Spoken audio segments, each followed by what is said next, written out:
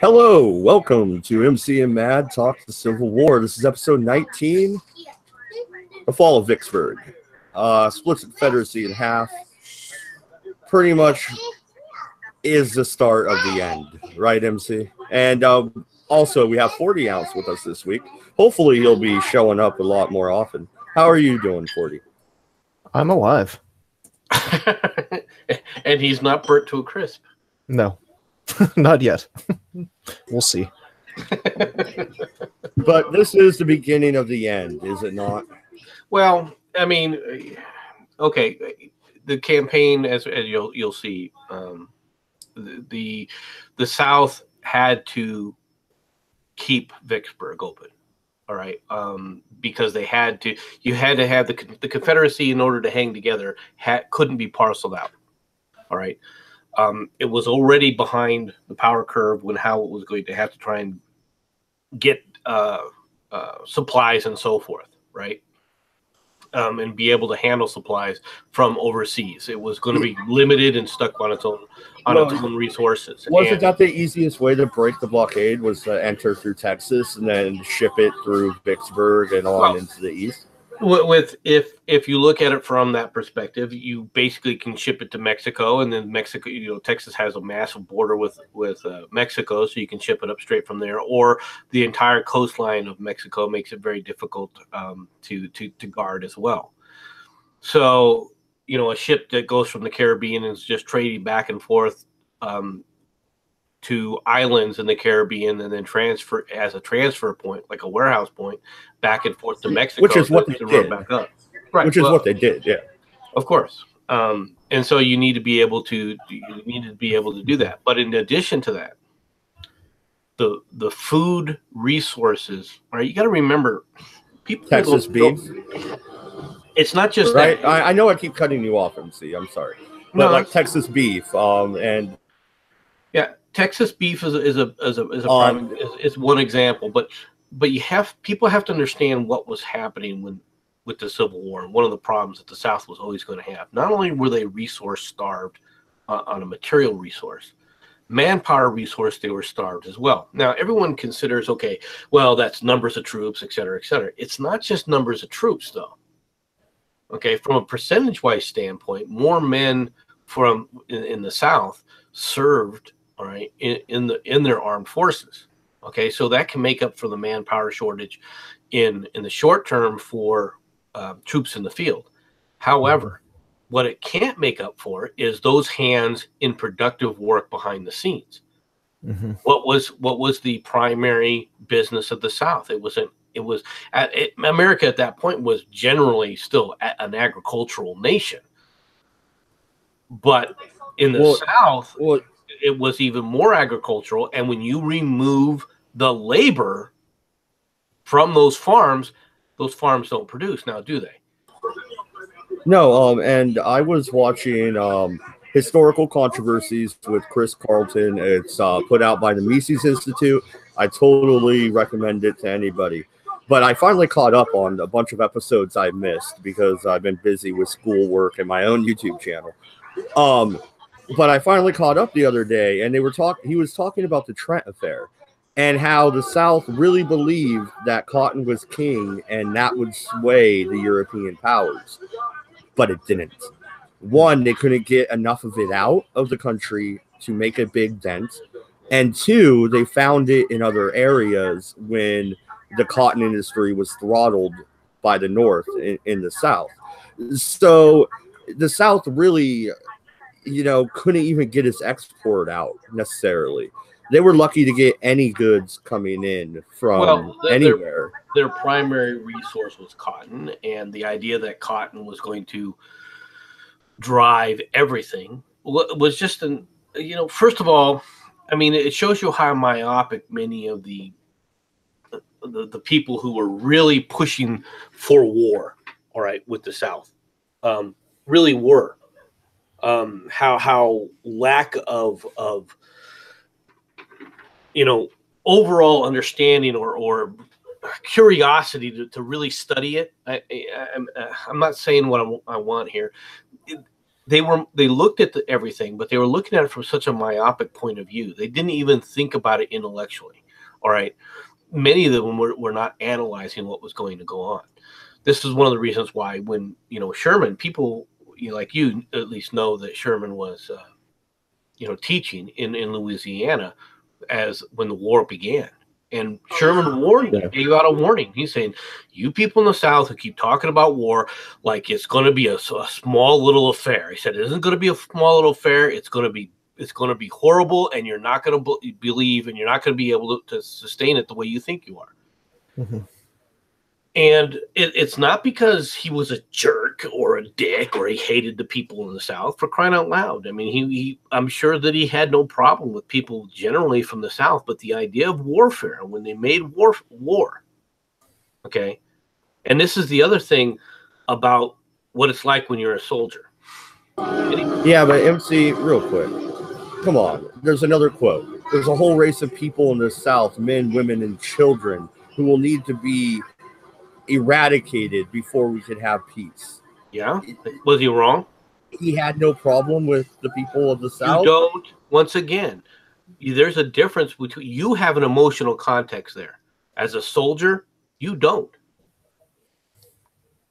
I can kind of see the truth in that statement somewhat. I mean, not necessarily that you should just go about shooting children and women and, people on their farms and whatnot, but you guys were talking earlier in an earlier episode, and this was a while back. I don't expect you to remember it, but Stonewall Jackson had basically persuaded the South to basically stop combat with the North, and if that had not happened, then a guerrilla campaign would have ensued afterwards. I think it was Stonewall Jackson. Can't quite remember. It was Lee, basically. Oh, Lee. That's who it was. Yes. Yeah. Stonewall Jackson would have had no problem with a guerrilla warfare campaign. Oh, he would have led the son of a bitch. Yeah.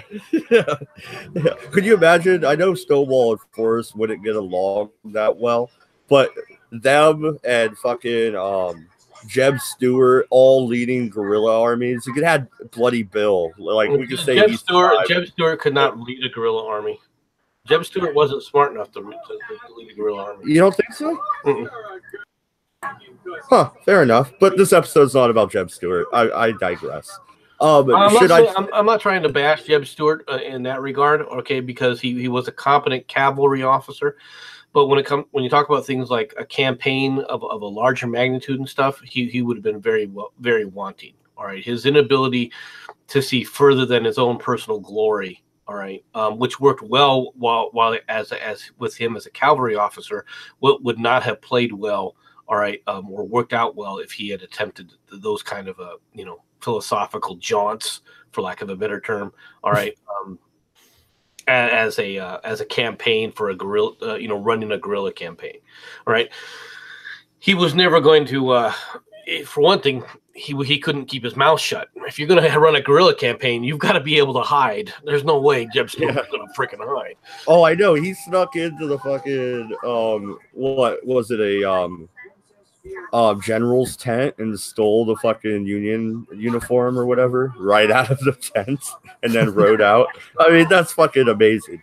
That's why I thought, well, he might be able to run a guerrilla campaign, but it's like somebody like Braxton Bragg could never do it, or even Johnston.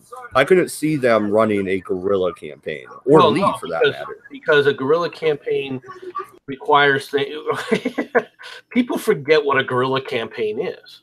Okay, people forget what those kind of partisan tactics entail. Yes, Forrest could run that kind of a campaign because he could be that harsh and that brutal, all right, that callous. All right, Sherman could run a guerrilla campaign because he could be that brutal and that callous. Yeah, we'll talk about that later. Okay. Why do you have such vitriol when you excuse the same activity from people in the South?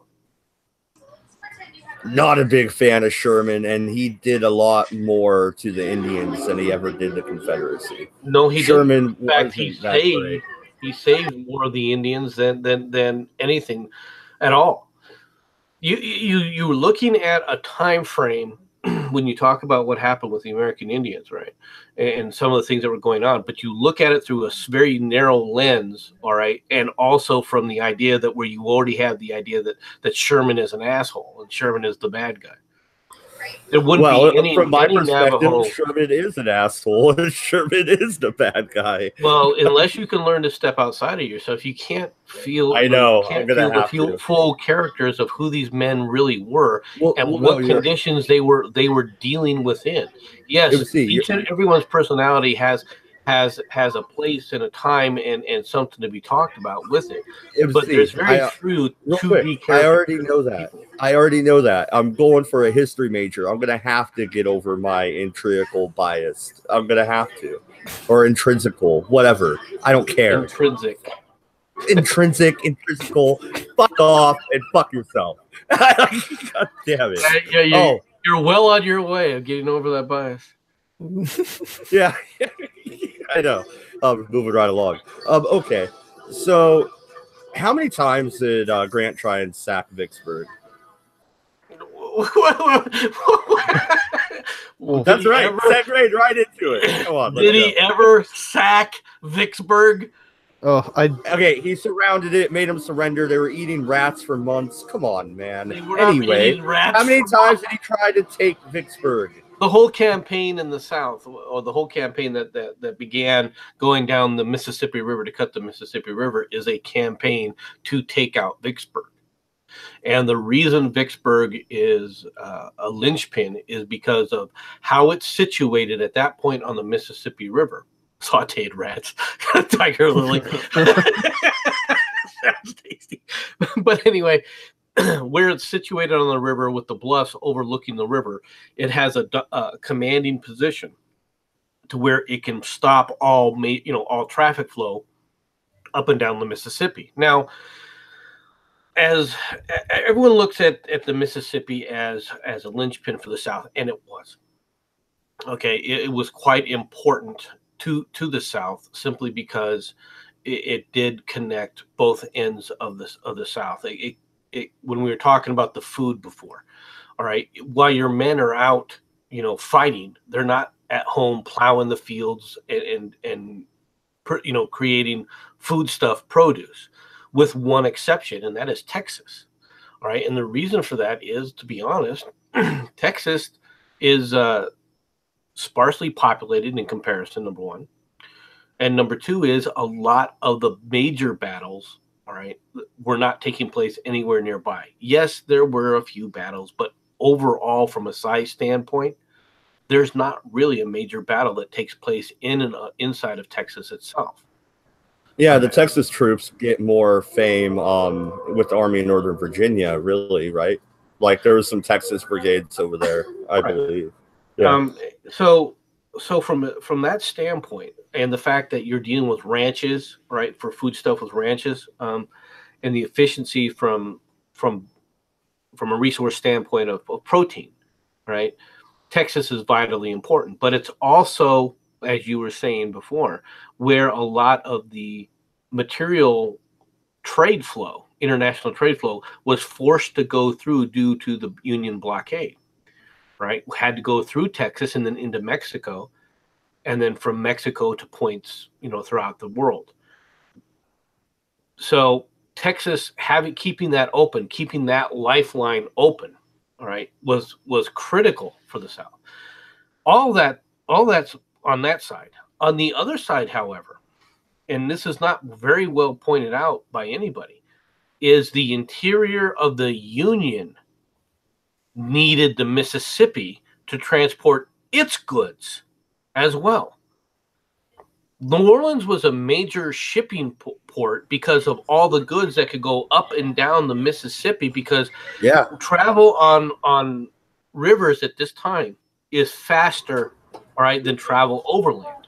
All right. Yeah, yes, that's why Lincoln couldn't let the South go. He needed their ports. Trains were coming to the fore.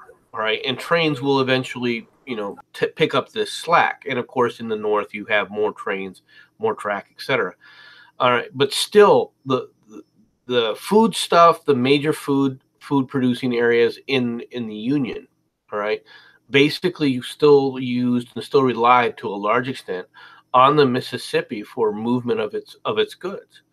And so when the Confederacy declared itself a confederacy, right, where it said, okay, we're closing off the Mississippi, this was going to be a point of contention right there. So both sides, in essence, while it wasn't critical for the North, it was a major boon to the North when they were able to control the Mississippi from a trade standpoint for their interior goods. Well, yeah, especially since you still had Britain trading with both sides of the war.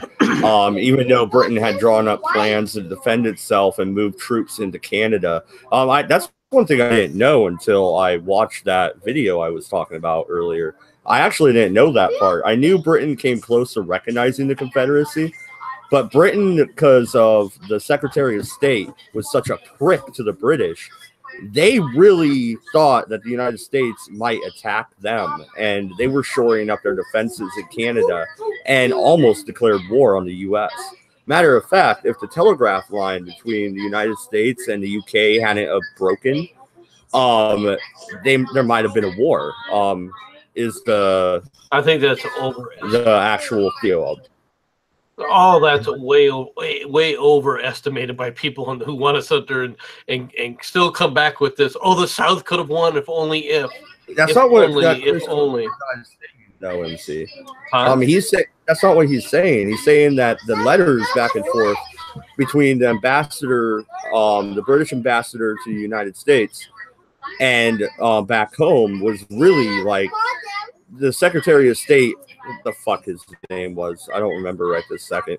But he was such a dick that he really thought that they were going to declare war on Great Britain. Like he thought the United States was belligerent at this point. They had always had that viewpoint of the United States. They were always planning for that because of the kind of activity that they'd always been engaged in, even up through the 1830s. You can't forget that. All right. Well, in fact, obviously many people have heard of Andrew Jackson, right? But Andrew Jackson made his bones because basically he was the one who most directly interfered with the British plans and the British's context for what they were doing in Florida and so forth. That's where he made his bones. That's where he made his name for himself more than anything else. Was basically fighting the British machinations. And that's what the British were doing at that time frame. So the idea that, we're going to go to war with America and this was going to happen again, it was the same thing that had always been going on. There was nothing really novel about that or new about that, is what I'm trying to point out. Right? It wasn't going to happen from that standpoint. It was going to take something much, much more than that to actually go to war with the United States. And the British overall tend to be very pragmatic. All right. There's one thing to foment a little group here and do a little dastardly do over there. Right. It's another thing, though, to sit up there and actually marshal your forces, especially at a time frame when you're dealing with the French and the Prussians and what else was going on in the worldwide scheme of things. So there was not much of a chance of the United States. Could the United States have declared war? Well, you know very well that unless for some reason Lincoln asked for a declaration of war, that it wasn't going to happen. The British would have to do something really significant, all right, to have caused the United States to go, that's it, we're going to declare war and have a two-front war, all right? I mean, unlike Hitler, right, or unlike a lot of other morons like Napoleon, all right, Lincoln was very well aware of the restrictions and the complications of having a war on too many fronts and fighting too many wars at the same time, which is why he would make his comments like one war at a time, guys, because there were people that still hated Great Britain. That aspect is accurate. Okay, well, let's get to Vicksburg because we haven't even started on the timeline yet, and this is a number of battles. It's a number of attempts, and it takes place over what, a year and a half or so. It takes them to take Vicksburg.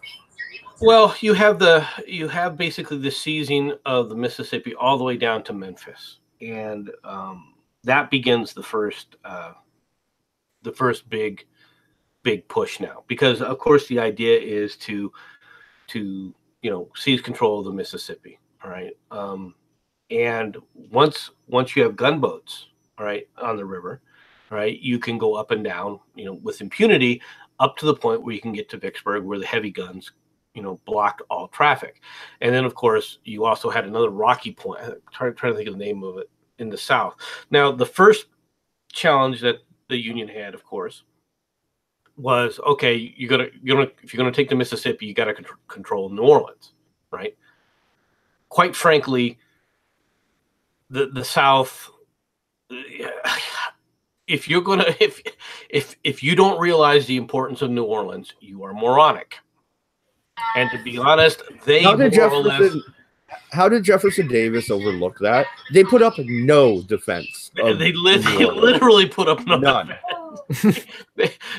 They more or less let the Union march right on in without contesting it in any way, shape, or form. Did they even fire a shot? I think the only shot fired was some guy climbed up and took down the Union flag, and they shot him. No, that was much later, after the city had already been seized. No, Porter, Admiral Porter, basically sailed up the river and frickin' with his gunboats and said, "Okay, you're ours," and that was it. And it's ridiculous.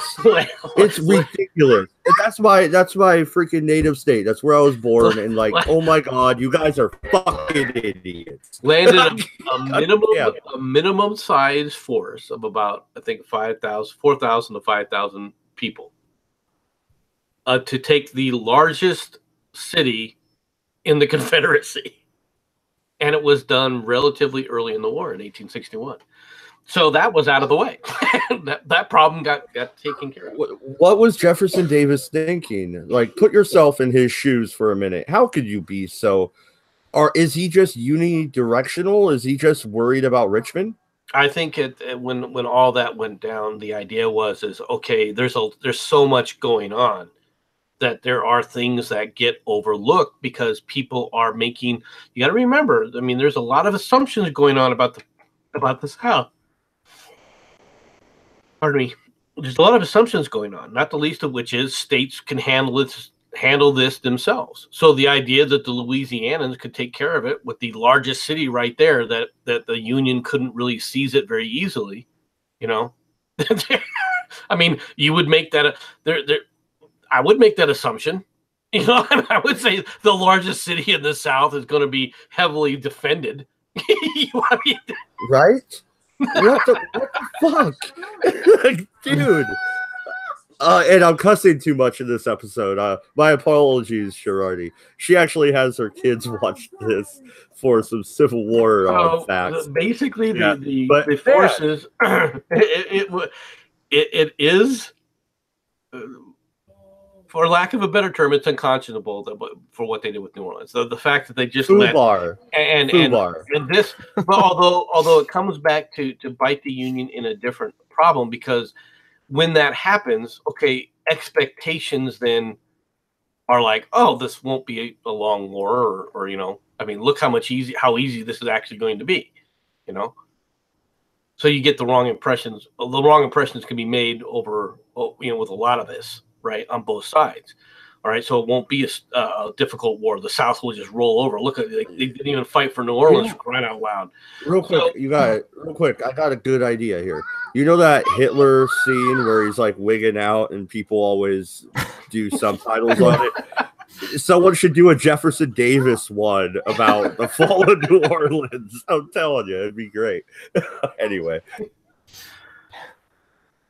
don't tempt me. Do not tempt me. But anyway, so you so you see where the situation is now, right? You understand how all of this has more or less ended up being played out. So now you have the Grant taking basically the Tennessee, and all the way to the middle of Tennessee is now under the control of the Union forces, to include the city of Memphis. Now, at the city of Memphis, of course, all right, it is a major city. It's a major hub. It has industrial power, all right. The loss of Memphis is a great loss to the South. And in fact, when the war began, the South had commissioned 2 ironclads to be built there. All right. And one of them, all right, they basically just blow up in the dock because they can't get it out. The other one they tow further down to Vicksburg. All right, and that's what becomes gets commissioned as the CSS Arkansas. I forgot about the Arkansas. Good job. Yeah, I forgot about that. So no. Remember last week? Last week I was talking about moving to Virginia over there. They already had one there. I totally forgot about the Arkansas. Well, they would have had 2 if they didn't surrender Memphis so quickly. Okay, go ahead and continue. I totally spaced that fact. Yeah, I forgot about it. Like the Confederate fucking Navy. Come on, what Navy? Like it's easy to forget about. Sorry. Well, it's a brown water Navy, you know. But so the Union now has control of the river more or less all the way to Vicksburg, and then up from New Orleans all the way to like Point. There's a Rock Point, I think is what it's called. I don't remember what it is. Where they once again the South has major guns, and they are controlling those passages. So this small section of the Mississippi River, all right, cannot be easily, you know, pushed past. It can't be easily taken out. All right. So looking at the success that Porter had, Porter then goes, well, I'll just run my gunboats and run it on up and shell Vicksburg, and we'll take care of it that way. I mean, work for New Orleans. And so he attempts to do that, and then realizes, well, this isn't going to turn into New Orleans because we're actually getting shell fire on top of us, and it's actually effective and accurate. Right?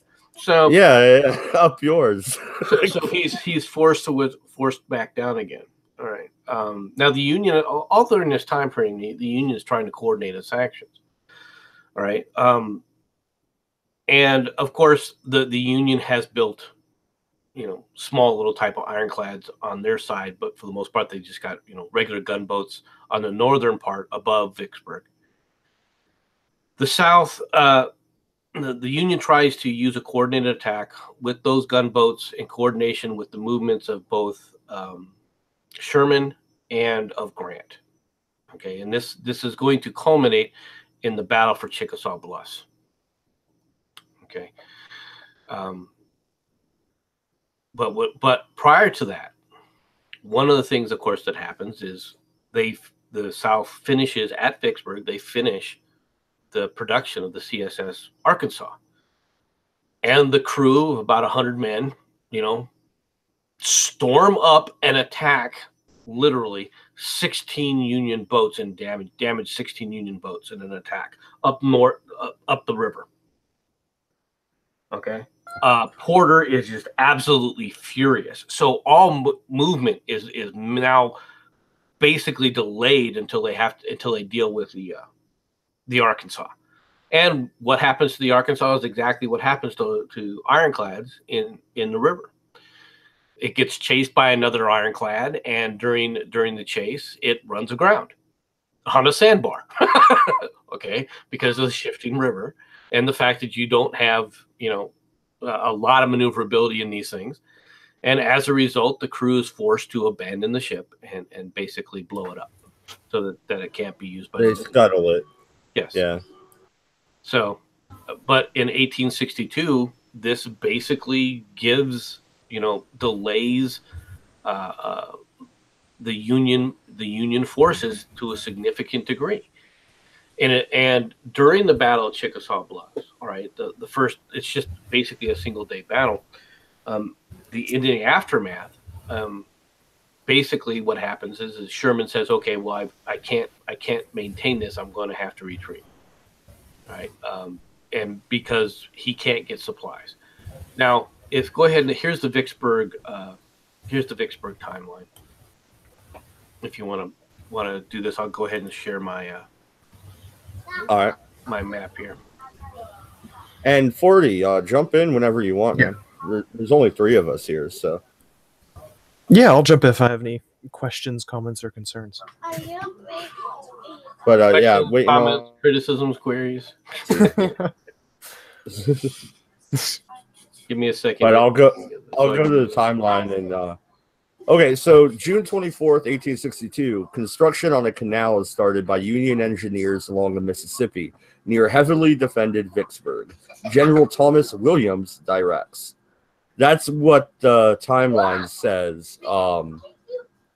The start of everything is. On June 28th is when the gunboats tried to run Vicksburg and were pushed back. On July 15th of 1862, the C.S.A. Arkansas engages the Union ships north of Vicksburg. So I think we're right here in December, Christmas Day, right? Well, not quite. Not quite. Okay. Well, go ahead and share this. There you go.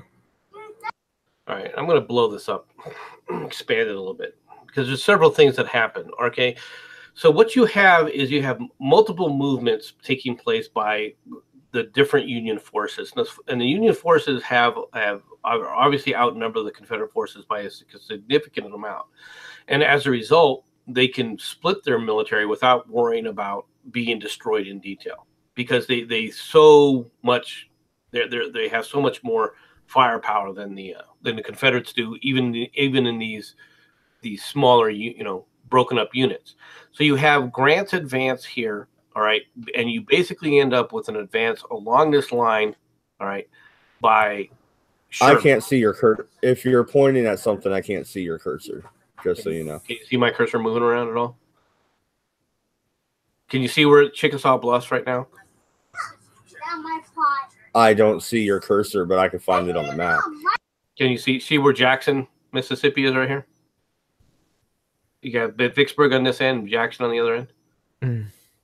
Yeah. Oh, yeah, I see Jackson. Okay, so basically here's what you have, is you have Grant going to provide forces from here. You have basically a fording operation by Sherman to try and get through here. Okay, right, going on. Now, there's 2 things that happen. First of all, during this point, as Grant starts to move down, Van Dorn comes up to Bolivar and then back down again, and at Holly Springs he destroys a major supply depot of Grant's. All right, a lot of his supplies and so forth are missing. In addition, and it's not shown on this map, what you have are raids being done by Nathan Bedford Forrest, all right, into the communication lines through here. As a result, Grant's whole march through here is significantly delayed. All right. So he can't meet up with Sherman, which is Sherman's taking place down here. Mm-hmm. And this entire blue trek has taken him from November 14th to December 21st? Yes. Wow. That's awful. All right. So you end up with a slow movement as a result of all this. Right. Now you also have this is later on. The Gearson's raid, and we'll talk about that again. All right, but so overall, Van Dorn's raid here actually, because it delays Grant significantly, so that he can't take part in this battle at Chickasaw Bluffs. All right, is actually a significant raid in a tactical perspective. Mm-hmm. Although strategically it doesn't change the overall dynamics, tactically it does delay things at least to some degree. Okay, at Chickasaw Bluffs. All right.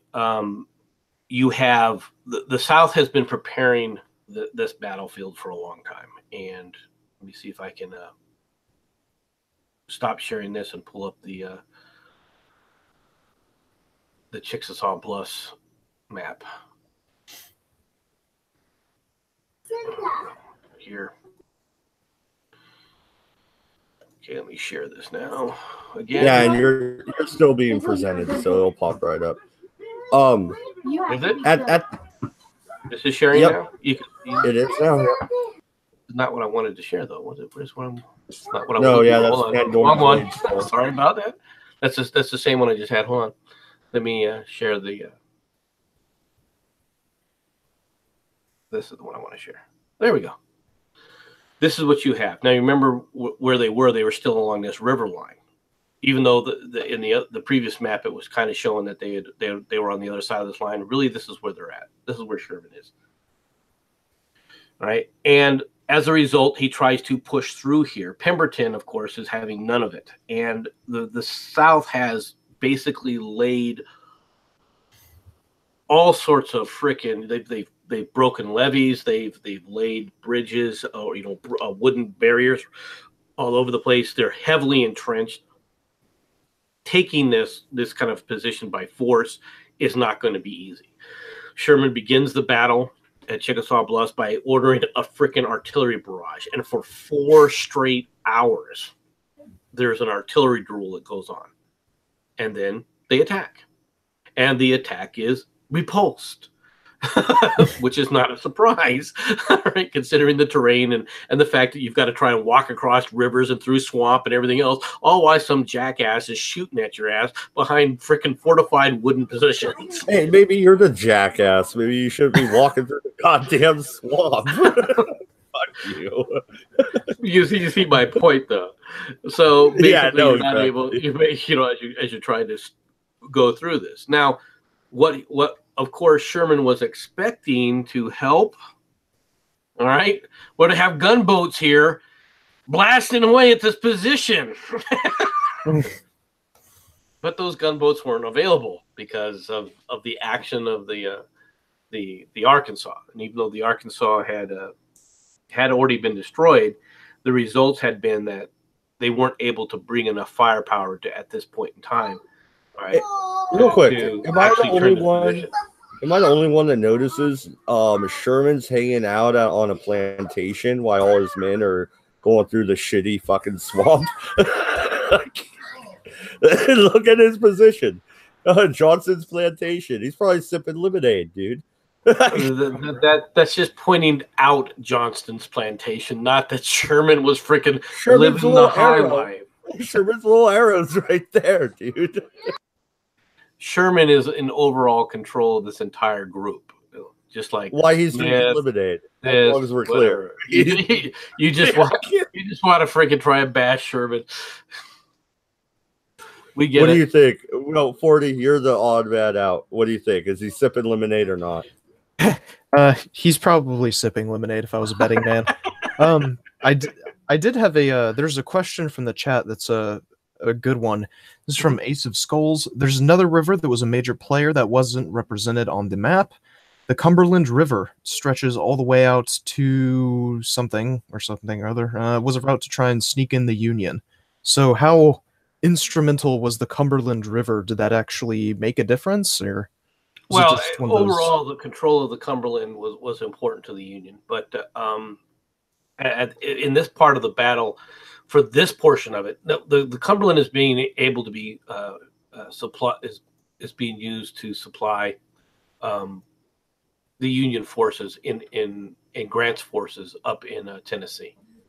Okay, so if you go back to the first map, which is this one, I believe.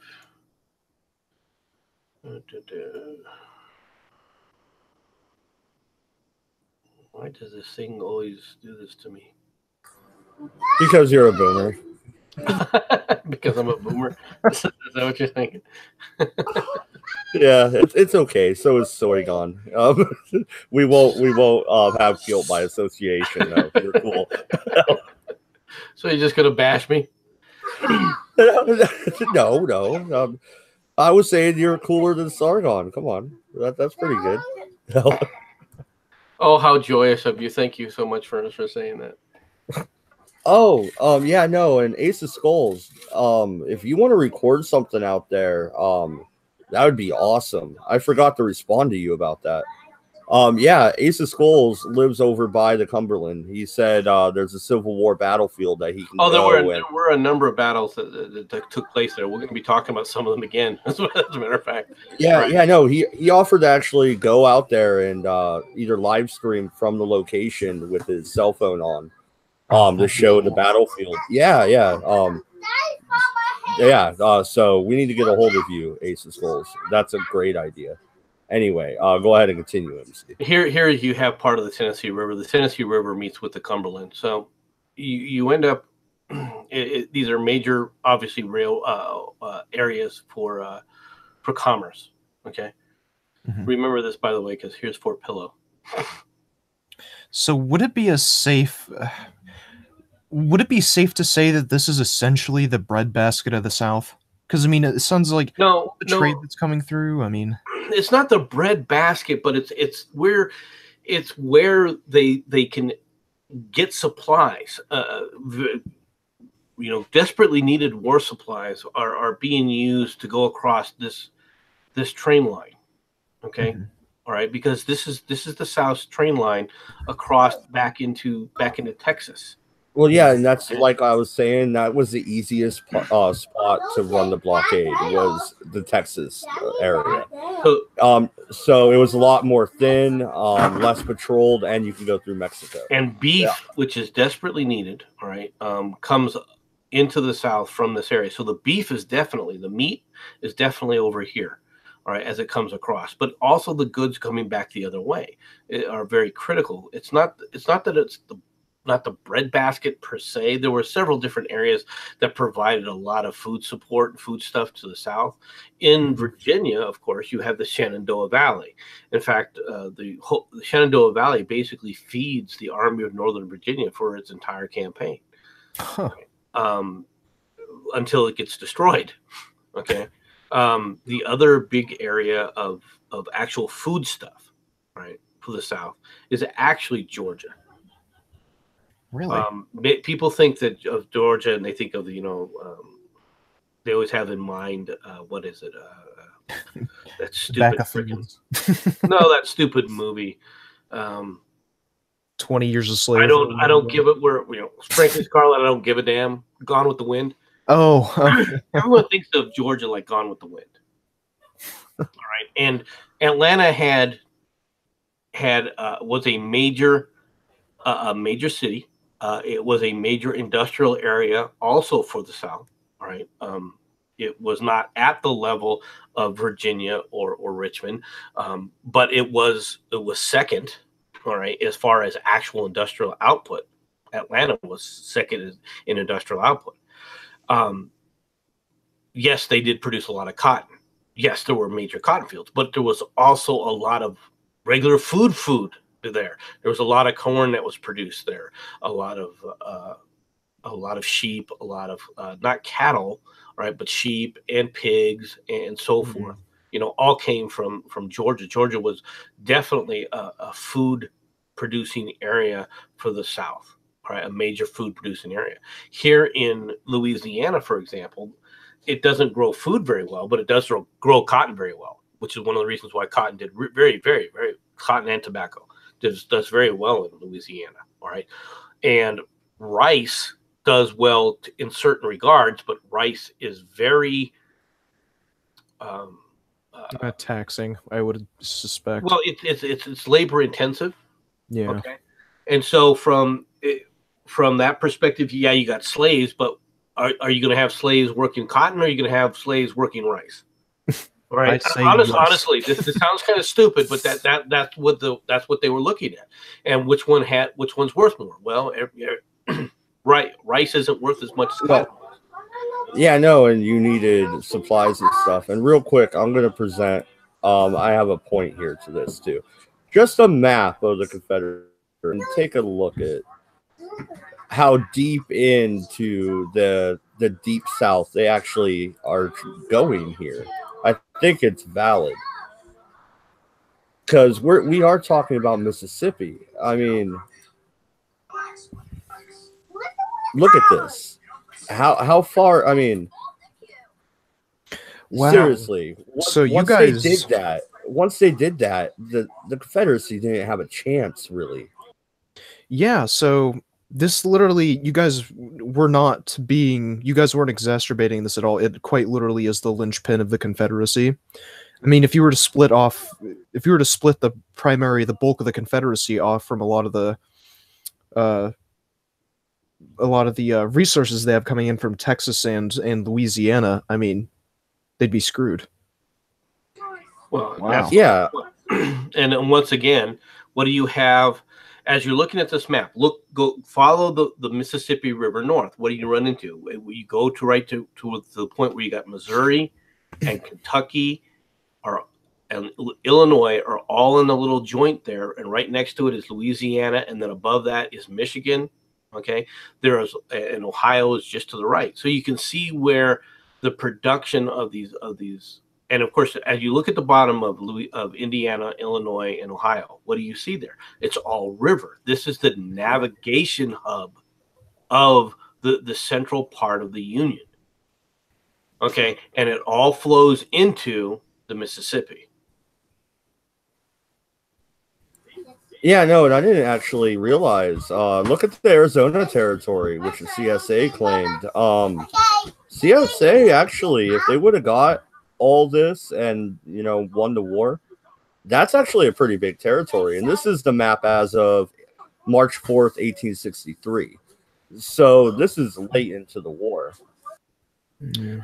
Well, but they're also claiming Missouri, which Missouri and Kentucky are basically already under Union control. So, I mean, you can look at it as C.S.A. unconquered or unincorporated C.S.A. territory if you want, but it's not really C.S.A. territory. It is contested. You can look at it from that standpoint if you like, but overall, yeah. Well, yeah, no, in my last comments, I just wanted to bring this up because look at the map. You're talking about Vicksburg. That's the lower end of Mississippi, correct? Come on. Once you take that, you split half the Confederacy, gone. And you know what? It's the weakest half, but it's also the half less touched by war on a whole. Yes, very much so. And what's more is it's the half that you need to be able to go through to get out of the Union blockade. Absolutely. Look at all the stuff you could bring in from the Arizona territory if you're really desperate, but really from Texas and Louisiana. You bring it in through Mexico into Texas, ship it through Louisiana, up through Vicksburg, Alabama, Georgia. You get the point. Right. So you have major rail hubs. Now, where are the major rail hubs on here? Obviously, Vicksburg is just a transfer point across the Mississippi River, which is, I think, around here, right, effectively. The biggest rail hub that goes everywhere, of course, is Atlanta, all right? And the second one is right here, because this takes everything from north and comes up through Virginia here, and that's this area right here is where Chattanooga is. And so the battles through the Cumberland, with the Cumberland rivers along this line here through Nashville and so forth, all right, are going to become a contested area throughout the war, all right? And of course, the Union is basically driving in it on either side, but for the most part, they're staying right along the river where they have support of their gunboats all the way down up to the point where they can go to Vicksburg. That's what allows them to do a lot of this stuff, because as you saw with Grant trying to move down, when he tried to move down without actually having a secure supply line, his supplies got raided and he was forced to retreat due to a lack of supplies. All right, so you have to your logistic chain is obviously a military. They say Napoleon's famous words. One of his favorite words was the army travels on its stomach. If you can't feed your men, you can't move your men. All right, your men are just going to starve. Okay, so you don't move unless you have the ability to supply your men. Now, when they talk about starve, that also refers, of course, to ammo and ammunition. Okay, yeah, food's important, but so is guns and bullets. That's all a part of that. And what you end up doing if you can split the Confederacy is, one, it becomes a major boon. Two, you rob them of the ability of getting even easier, right, guns and supplies, all right, that they desperately need because of the resources that they require. Yeah. So you end up in the campaign, showing the first abortive attempt, which I'll go back to the original Vicksburg line here. There, I'm back to the original one, I believe.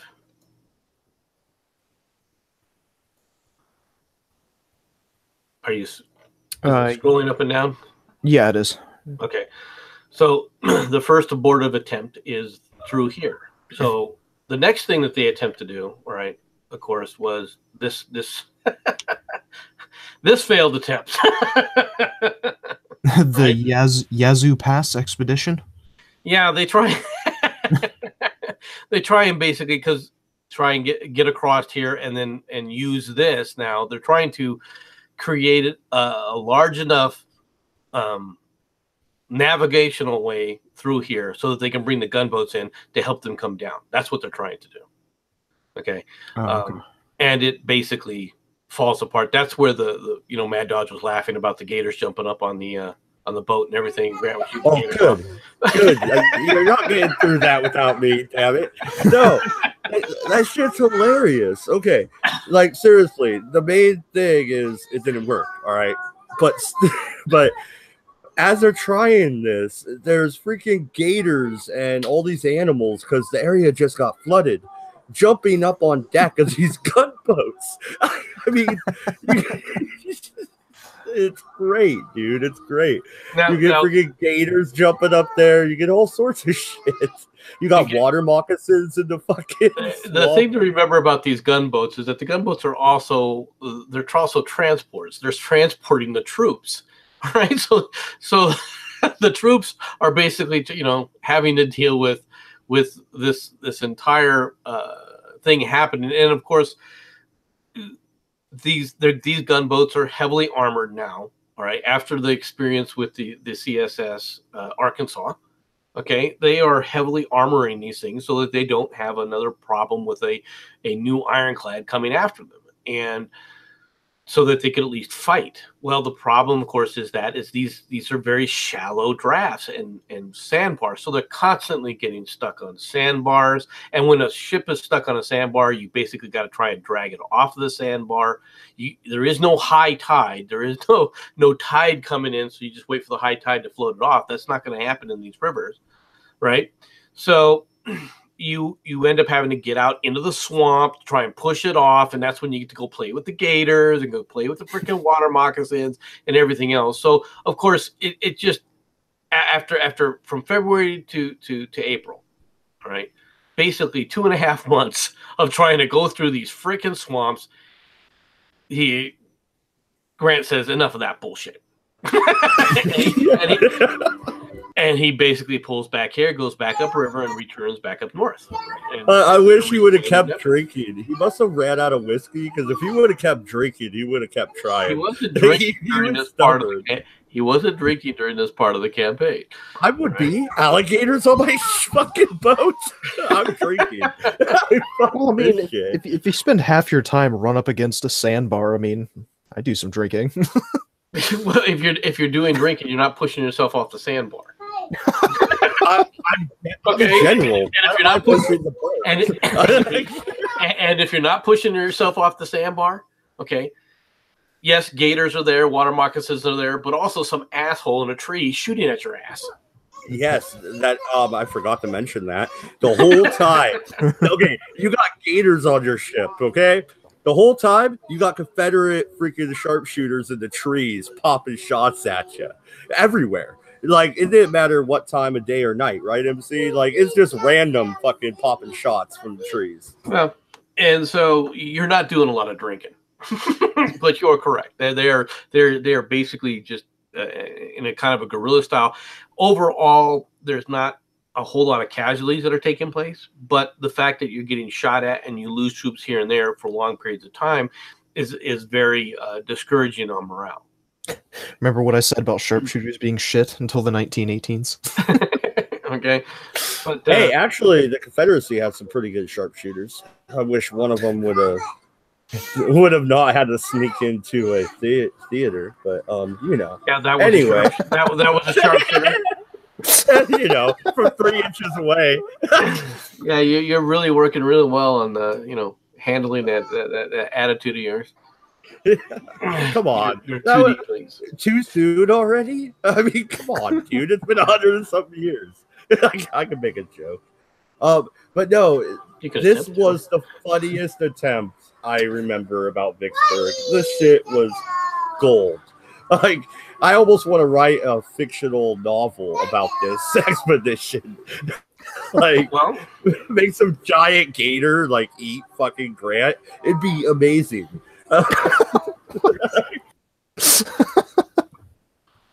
Well, and okay, so what you see is basically another failed attempt, and of course they end up pulling all their forces overall all the way back. Okay, and so what's Grant to do next? Grant is trying to figure out a way that he can land his massive number of troops on this side of the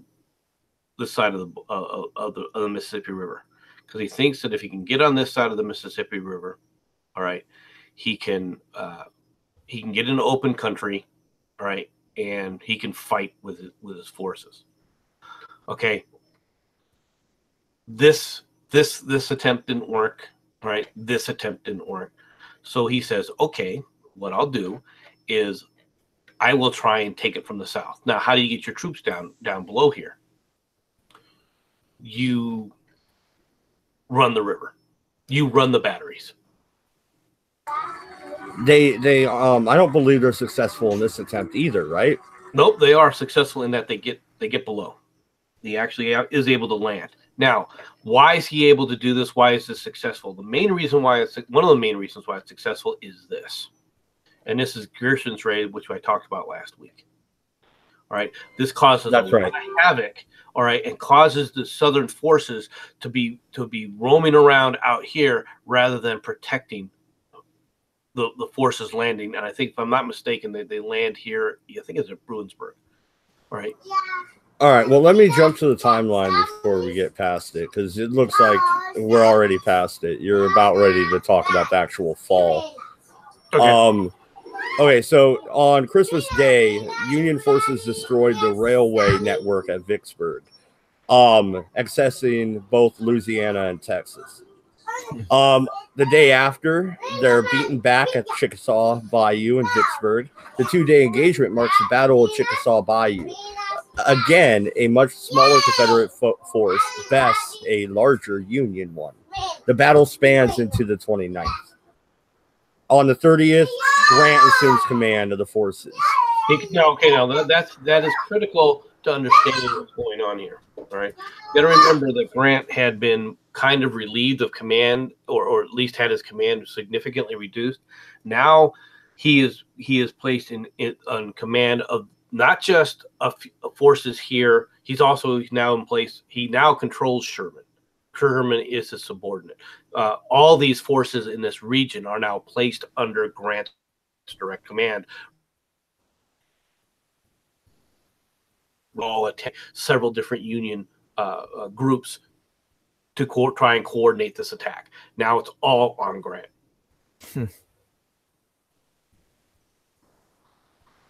And that was done.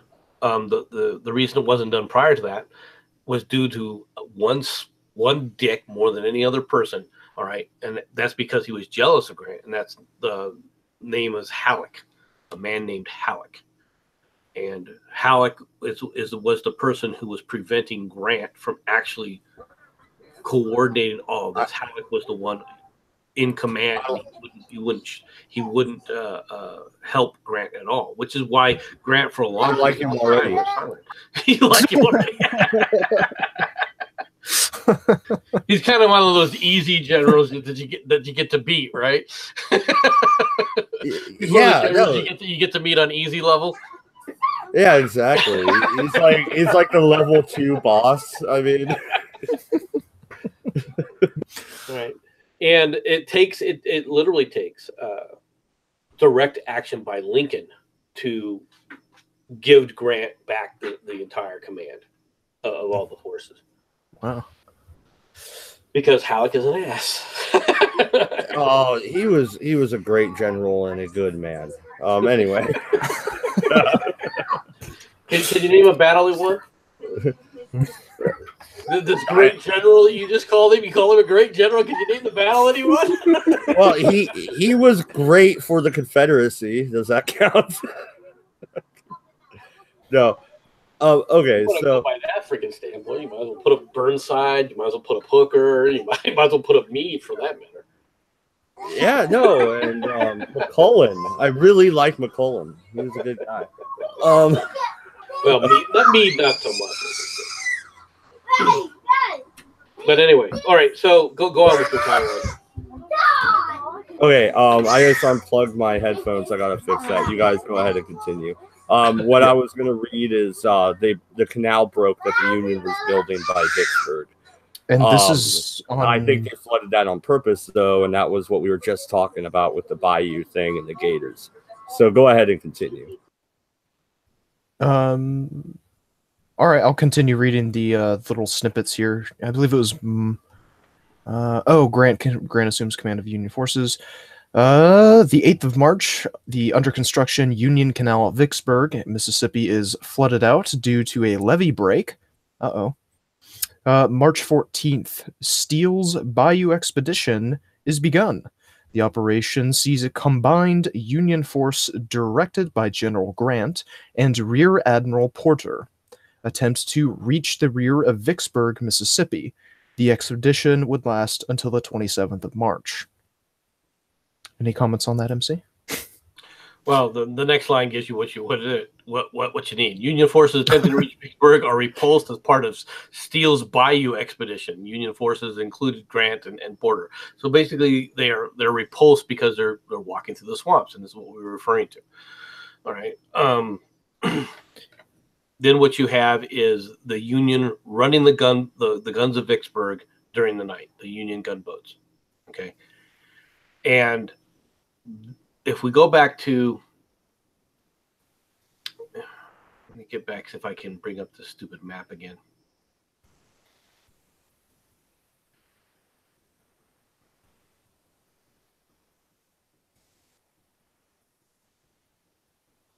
Just closing some of these other ones that I don't need. Close that. I'm sorry. I want to go back to bring this back up into so that you can see it. What were we going to say? Oh, I was gonna. I do have a question about Grant during the Vicksburg siege, but we can get to that later. I was just trying to present you really quick so everyone can see it. I don't know. Oh, it's already presenting. Never mind. All right, cool. What's it presenting right now? Oh, your icon is presenting. So whenever you bring up the map, it'll show it. It's not presenting anything right now, so I'm good to go. I got too many icons on my screen right at the moment, so I need to get rid of a few of them. Please bear with me while I try and bring up the map again. It's just I've shrank it to the point where I can't find it again. All right, so MC Avocado is trying to get his maps up really quickly. The chat has any questions? The whitest Middle Eastern man that's ever ruled this country. Yes.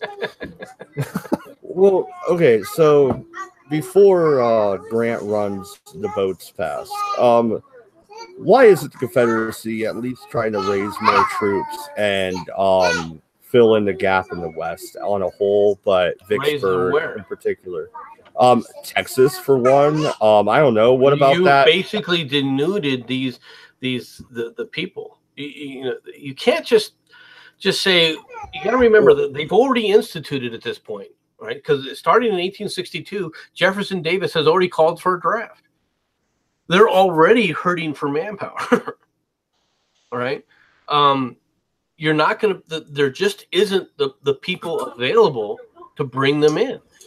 Okay, couldn't we have rented some Hessian forces like the British did or something? Well, you could have rented a few slaves probably and created that, but that would have created another problem now, wouldn't it? That happens later in the war on terms of freedom, actually, but we'll get to that. Because the South is so evil, they emancipated their slaves themselves to try and fight the war. But anyway, moving on. we're back. We're back to this again.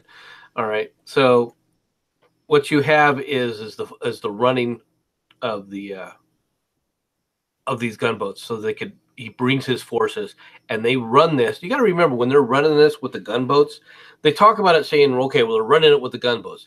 They're not just running it with gunboats. There's loads of troops on these ships. Mm-hmm. Okay, this is a horribly risky maneuver. Okay, and what you see here when they're talking about Grant's Canal, all right, what he was trying to do is create a canal so he wouldn't have to deal with the guns right here.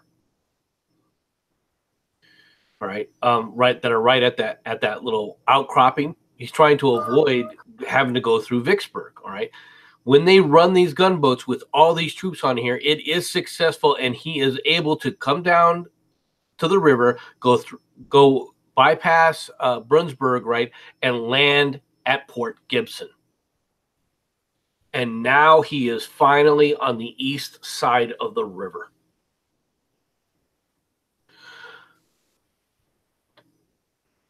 Okay. Yeah,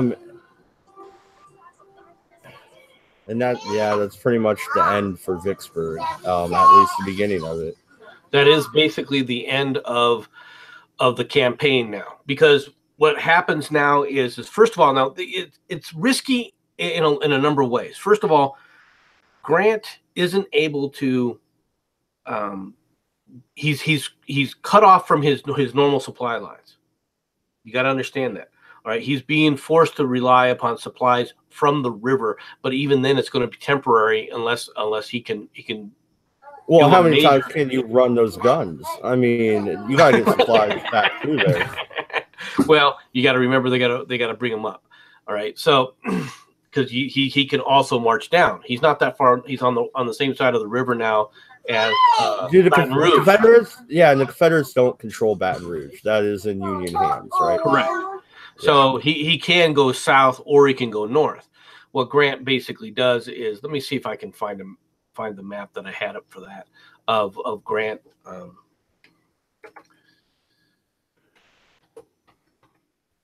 me see if I can get that part out while you're doing that. Yeah, I stopped presenting you for now. Okay. How long does it take for Grant to land, secure a perimeter, and Jefferson Davis to be notified? Well, I mean, you got Morse code, so just maybe a couple hours. Davis has to do something at this point. I don't know where you bring the troops from. No. You're going to teleport troops in? I don't know. You got a call to the freaking Federation Enterprise? Where is Bragg? Where is Bragg? Apparently obtaining ancient alien technology to teleport those troops. Bragg is dealing with Rosecrans up near Chattanooga. Pull them down. Vicksburg's more important. Yeah, you could say that. You could attempt to say that. Attempt to say that. I'd bet the farm on it. Okay, would you bet the farm was that he could beat Grant?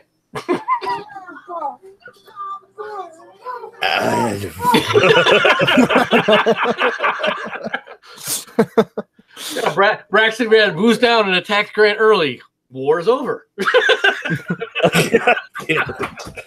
The Army of Northern Virginia is the only army left in the field. Congratulations. Good plan. well done. Or he wins by some miracle. Well, from the way things sound, that certainly would be a miracle, wouldn't it? Oh, Braxton Bragg is a fucking idiot. That's why MC's using that against me. If it was any other general, he couldn't use that. But Bragg, oh my fucking god. Well, yeah, I am using him against you. So basically, here's the map I wanted to show you guys here. And we can close this one out. And let me pull up this new one. If the stupid window would share, like I asked it to. It doesn't want to do that. Well, you don't ask, you tell it. Anyway, And right now it's telling me to fuck off.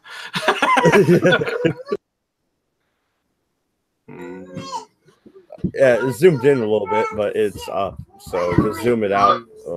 See if I can zoom it out. Is that better? Nope, that's the other one. That's not the one I wanted.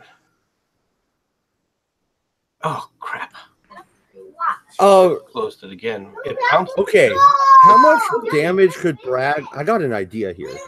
How much damage could Bragg have done in the East? Really?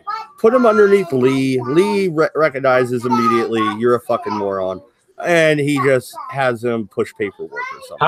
How much damage can he do? Ask Dan Sickles how much a single commander can do. All right, a single commander can do a lot of freaking damage. They're stupid. What I'm saying, just hear me out, is you move Bragg to the east and you move Johnston to the west. And you have Johnston in command of the Western Confederate forces at this point, and you do bring him down. You shore up Vicksburg, and you don't fight Grant in the open if you can help it. You try and steer him away from Vicksburg. You're going to have to fight Grant at some point, and you're going to have to fight him in the open.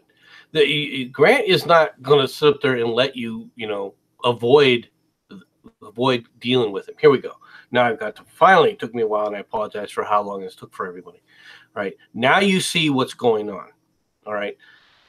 You see the successful landing here at Port Gibson, and now you see his movement. And the first movement that everyone was expecting him, of course, to do was to immediately march on Vicksburg.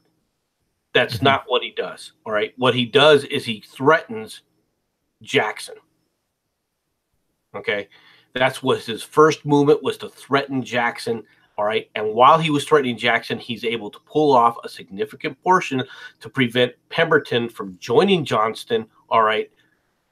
So he can defeat them in detail. And that's a different Johnston than the one I was talking about. At Champions Hill here, Pemberton attempts to try and thwart this and fails and is thrown back. All right. He again, now Grant on the move, all right, continues, all right, to force Pemberton all the way back now, all right, after taking Jackson, Mississippi. He's now got the roadways to travel, which means ease of movement, all right, to bring in the rest of the forces, and he basically blocks Pemberton. Now, Johnston has troops out here, but they're only like 15,000 troops against a total of 60,000 that Grant has, plus the 15,000, 20,000 that Pemberton has. It's not enough. Now Grant can do what Caesar did, only he even has more power than what Caesar was able to do. All right, which is he's able to reinforce and supply on both sides, all right, and keep both sides at bay to prevent Pemberton from breaking out. And the only reason he really wouldn't have cared if Pemberton had actually ran over here. Okay. Aside from the fact that he would have to fight Pemberton later. All right. But Pemberton understands one thing, and that is you can't let Vicksburg fall. He could have ran. Pemberton actually could have ran. I think people really beat him up too much about penning himself here back into Vicksburg. I think that it was the only chance that he had. All right, it was to save if you're going to save Vicksburg, because if you don't save Vicksburg, what's the point? Absolutely, and that's why I'm trying to figure out a way to bring more troops to Vicksburg to actually thwart this. But it's quite a rough hill to climb. Well, I mean, if you could crap frickin' troops at a will, all right, both sides would have been doing it, so it wouldn't have been a problem, wouldn't have been a major thing. But unfortunately, it is. Well, I'm trying to use the troops that the Confederacy had and bring them to break the siege. Right, and but if only you start pulling troops from one side, then you're leaving defenses open on the other. And if you're right, but where can you give ground and it not really matter? I would say the Tennessee. No, the Tennessee was lost real quick, pretty much. The Tennessee through Chattanooga is how basically you're extending the railway to the north. You got to remember what is at Chattanooga. Chattanooga is a rail hub that helps feed the northern part of the Confederacy. Yeah, in Virginia. But I'm looking at east to west, not north to south at this point, because we know how the war plays out. Well, if you're going to give ground, you're going to give ground at the border, and you're going to hold the deep south and Virginia at all costs. In a different way of saying it, there's too many pigs for the tits. to quote Abraham Lincoln, there's too many places, all right, and there's too many needs that the Confederacy has to try and hold, and not enough troops to be able to do it. Yeah, absolutely. And without moving the Army of Northern Virginia over and giving up Virginia, I don't see a way you can save Vicksburg, to be honest. I've been trying the whole Civil War series here to argue that the South could have somehow saved Vicksburg. I'm not necessarily sure, looking at this map and actually understanding the troop movements a lot better than when we first started this series. And you start to see the material advantage in both manpower and actual equipment that the Union actually has. Mm-hmm. Right. And the fact that I know how Grant is. Grant will not back down. You have to beat him in detail. He will not retreat from this siege. No, you would have to totally defeat him. He's not going to walk away. You can beat him back. If you beat him in an area, you better be ready to continue the fight, because he's going to keep on fighting. He's not going to run away. Yeah, exactly. He's not going to retreat. If he's forced to strategically, he will, but not from a tactical fight. He won't.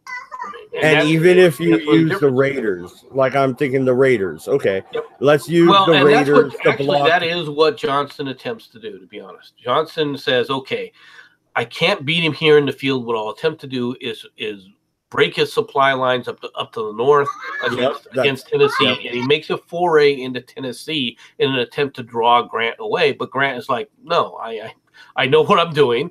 All right. I know where the problem is. The problem's right here. All right. In order for us to take Vicksburg, all right, and solidify control of the Union control of the Mississippi, I need to take Vicksburg. All right. So he wasn't drawn off. All right. You could have got some more troops from the west, though, and hear me out. The Arizona Territory, the Oklahoma, the Indian Territory. Okay.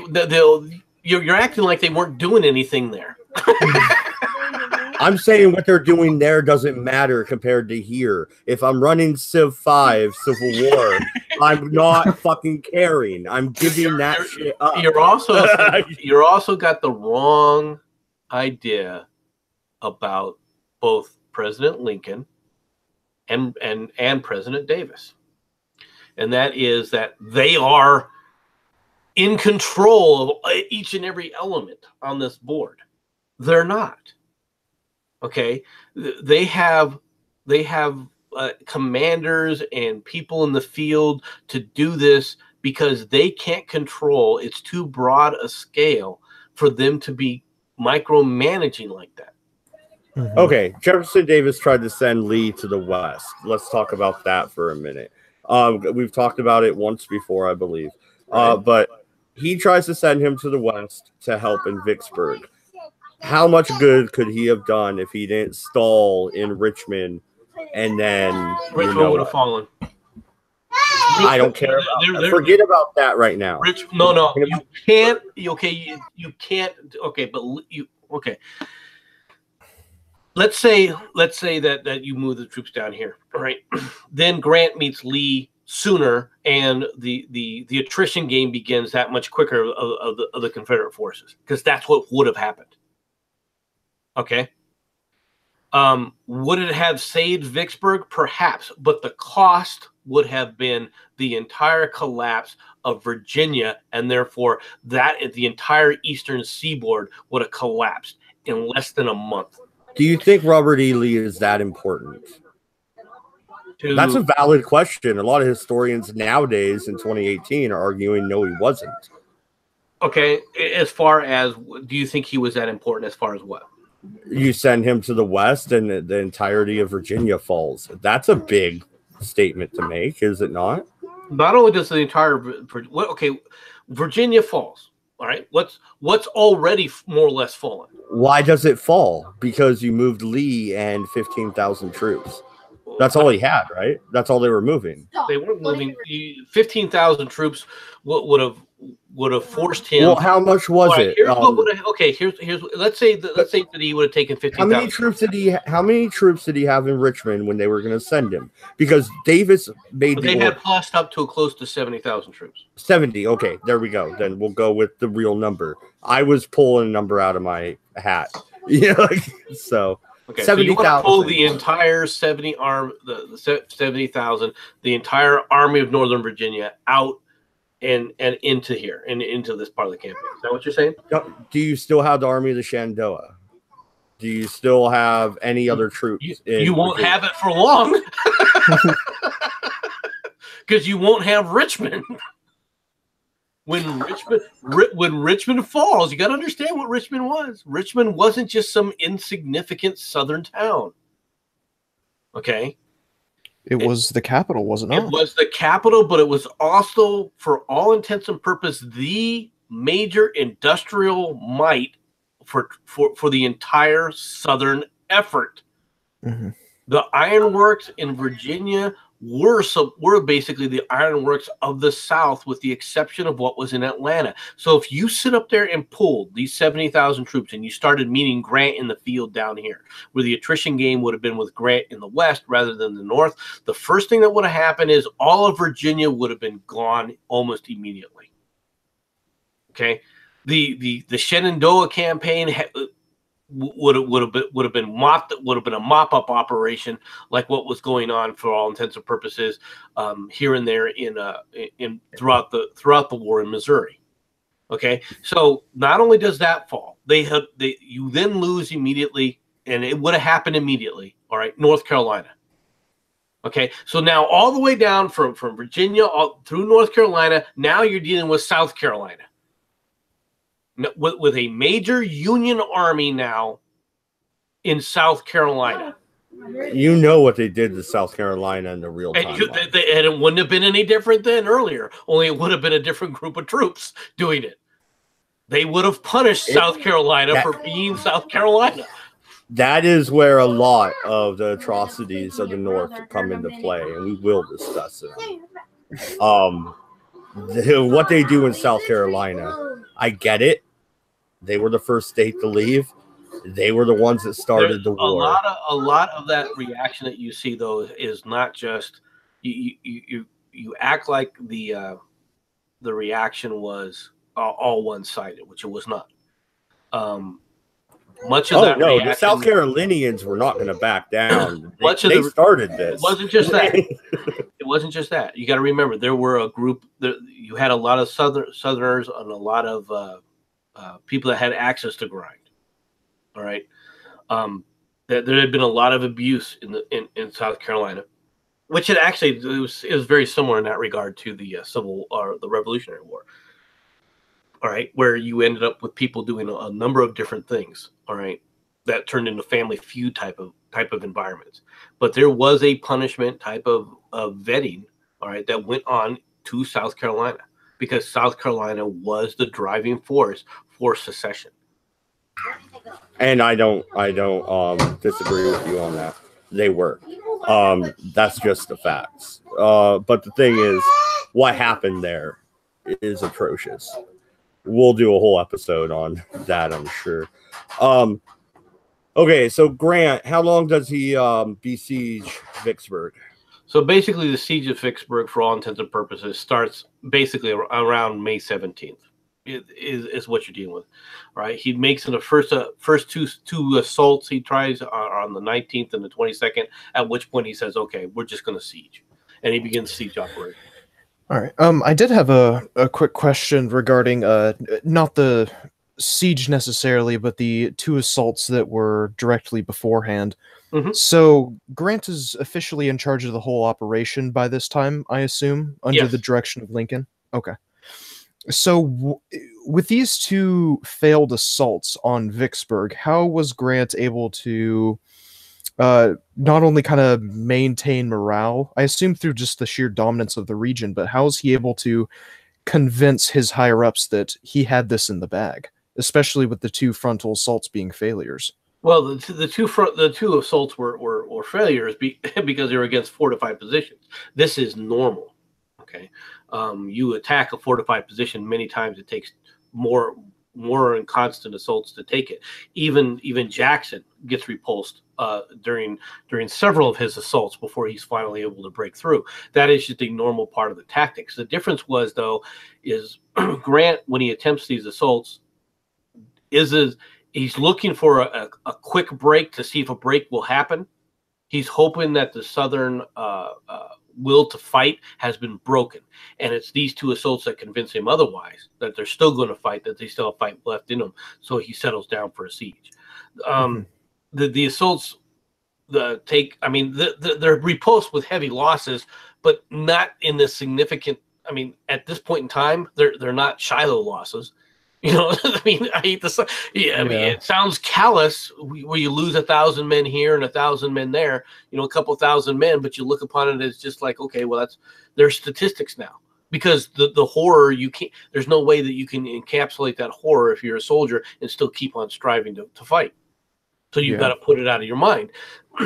And that's what he does. He attempts the assaults just to test. They're not full on, you know, over the wall boys, you know, kind of thing that you see during World War One. All right, they are an attempt to try and turn strong points to see how strong they are and whether or not they can be turned. And since they can't, he then settles down basically in May, at the end of May, all right, for a siege, and they basically lay siege throughout through the entire city and cut off all supplies. They cut off all communication, and of course from that time till the surrender, which is a month or so, just over a month and a half later, you have both sides in siege, in a siege mentality. Both sides have fortified positions. At this point in time, you see them. The Union now is able to move in big guns, really big guns. All right, to lay siege to the big guns of Vicksburg. And unfortunately for Vicksburg, the guns that they had in place that face the river can't be turned around. Oh. So they're essentially useless while the Union starts bringing in their 8-inchers. They're still there as a deterrent to traffic on the Mississippi. Right, because if you did pull them out, then okay, well then the Mississippi, then that gives them even more places they can ford the Mississippi. So you really can't afford to do that. All right. Yeah, the only real outcome that could have been good for the Confederates at this point is you break the siege. You bring in fresh troops, fresh supplies, more guns, and they couldn't do it. But 15,000, like UC has shown over and over again, if you pull troops from one spot, you lose another. I still think the Army of the Tennessee, though, I just hate Bragg. But that would be a better option than moving Lee over. But that was the idea. Jefferson Davis wanted Lee to relieve Vicksburg. What was Davis thinking? You say it would have been catastrophic. Davis issued the order. Davis issued the order and then met with Lee and then rescinded it. Okay, but he issued it. The reason he rescinds it is after talking with Lee. Lee convinces him, and rightly so, that Vicksburg, yes, it's bad. Yes, you know, we need to do some things to help if we can. But the reality is we're fighting an attrition game. We're fighting a game where we're trying to get them to, as long as we've got people in the field, we can still continue. In many ways, they're playing the game that Washington was playing, all right, during the Revolutionary War. You got to remember this. Washington had a lot of defeats in the Revolutionary War, all right? But he kept his army intact. He kept it as a force, and he kept it in the field, all right? And he kept on fighting until they were able to get some kind of relief from the international pressures in the international world. You see a similar strategic mentality that Lee is undertaking. Lee understands. Well, Lee had married into the Washington family. Let's be clear about that. So Well, there it might isn't be just marrying into the Washington family. It's an understanding after being in the service for a significant part of the time and having literally traveled all over the nation, the relative strengths and weaknesses of both sides. He understands far better than many people gave him credit for. And so what he wants to do is to sit up there and just turn this into what we call the meat grinder in Korea, right? To where, okay, you finally decide you've had enough just dying on the battlefield to actually come to terms. Okay, that's what he was ultimately trying to fight here, because he knew if it came to an all-out brawl, they would eventually lose. The material advantage of the North is literally that significant, and he understands that. So if what happens, all right, if you end up prevailing on Lee to say, okay, I'll move the troops down, but we're going to lose Richmond, and you give up Richmond, therefore you gave up all of Virginia, you gave up all of your metal supply works through Virginia, so you can go and try and relieve Vicksburg. Let's play this out. Then let's play lose this out. the entire. Hold on. Then you lose the entire eastern seaboard. Now, when you lose the entire eastern seaboard, what does that free up for the Union? I get your point. Let's play this out a little bit, though. Okay. You know you might lose Richmond. You move the capital back to Montgomery. Okay. Okay. Now follow me here. You move the capital back to Montgomery. You can ship your treasury easily. You can move the entire government orderly. You then try and get as much of the manufacturing as you can on the trains. I know you can't do it all. What you can't take, you burn. You actually just pull out of Virginia and play the attrition game. Okay. You have a smaller area to defend. What else? You can defend it with more. What else was Virginia? I understand politically. No. Would not be expedient. What else was Virginia? Food production? Well, not food production. It was the most populous Confederate state. Oh, that would make sense. Okay. Yeah, but what you leave behind is guerrilla forces, and you harass the Union at every turn. Maybe you even leave Jackson behind to run that effort. Jackson was dead. You do this earlier or something. Fuck off. Jackson was dead.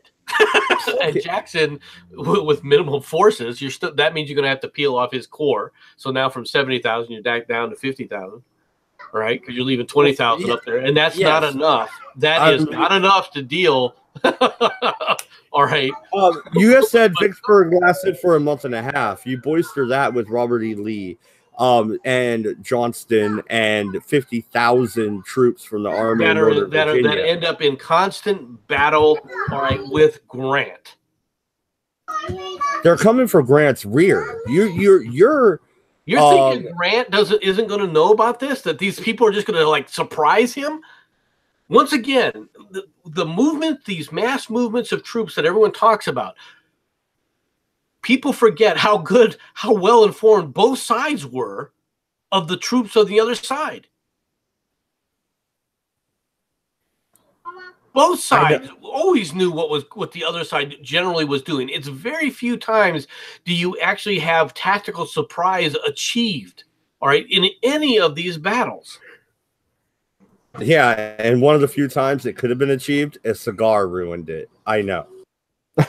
Well, It wasn't that a cigar ruined it. A cigar the fact that the guy didn't want to use the cigar is what ruined it.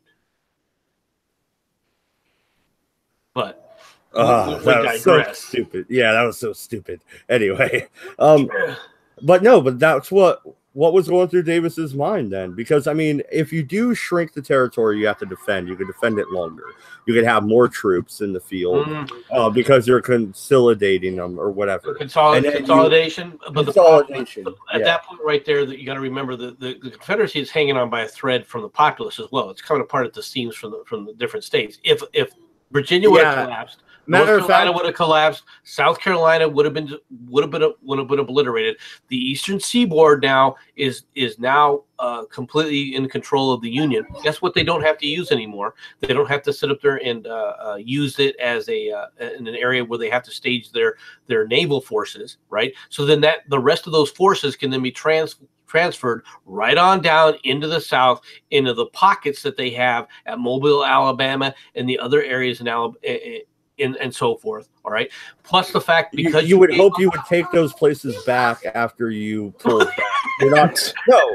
You're gonna. So the troops after fighting a major battle with Grant are just going to march right back in and fight another major battle and defeat another major army somehow in your miracle world. Okay. No, you would use different forces, or at least take the Tennessee or Bragg.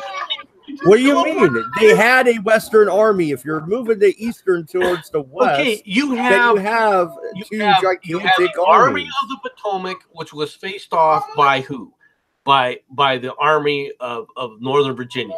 Now the Army of the Potomac is freed up, is what you're essentially saying, to go to do whatever it needs to do. But you're ignoring the other forces that the Union had stationed already in North Carolina, because they had already basically broken North Carolina. Okay, you're forgetting about the other forces that they have in certain areas, in like in Mobile, Alabama. Okay, that they're going to have to now contend with. Okay, you have now allowed the Army. What you've basically done by doing this is basically allowed that the Army of the Potomac to come out and help, all right, the Army of the Cumberland, all right, which was run by Rosecrans. Now you have Bragg, your great commander, who is basically keeping Rosecrans slowly at bay, at least trying to keep him at bay. Not only is he going to face the Army of the Cumberland, he's now going to face the Army of the Potomac at the same time. No, I don't care anymore. If he can't stop the Army of the Cumberland, how is he going to sit there and deal with the Army of the Potomac with the Army of the Cumberland?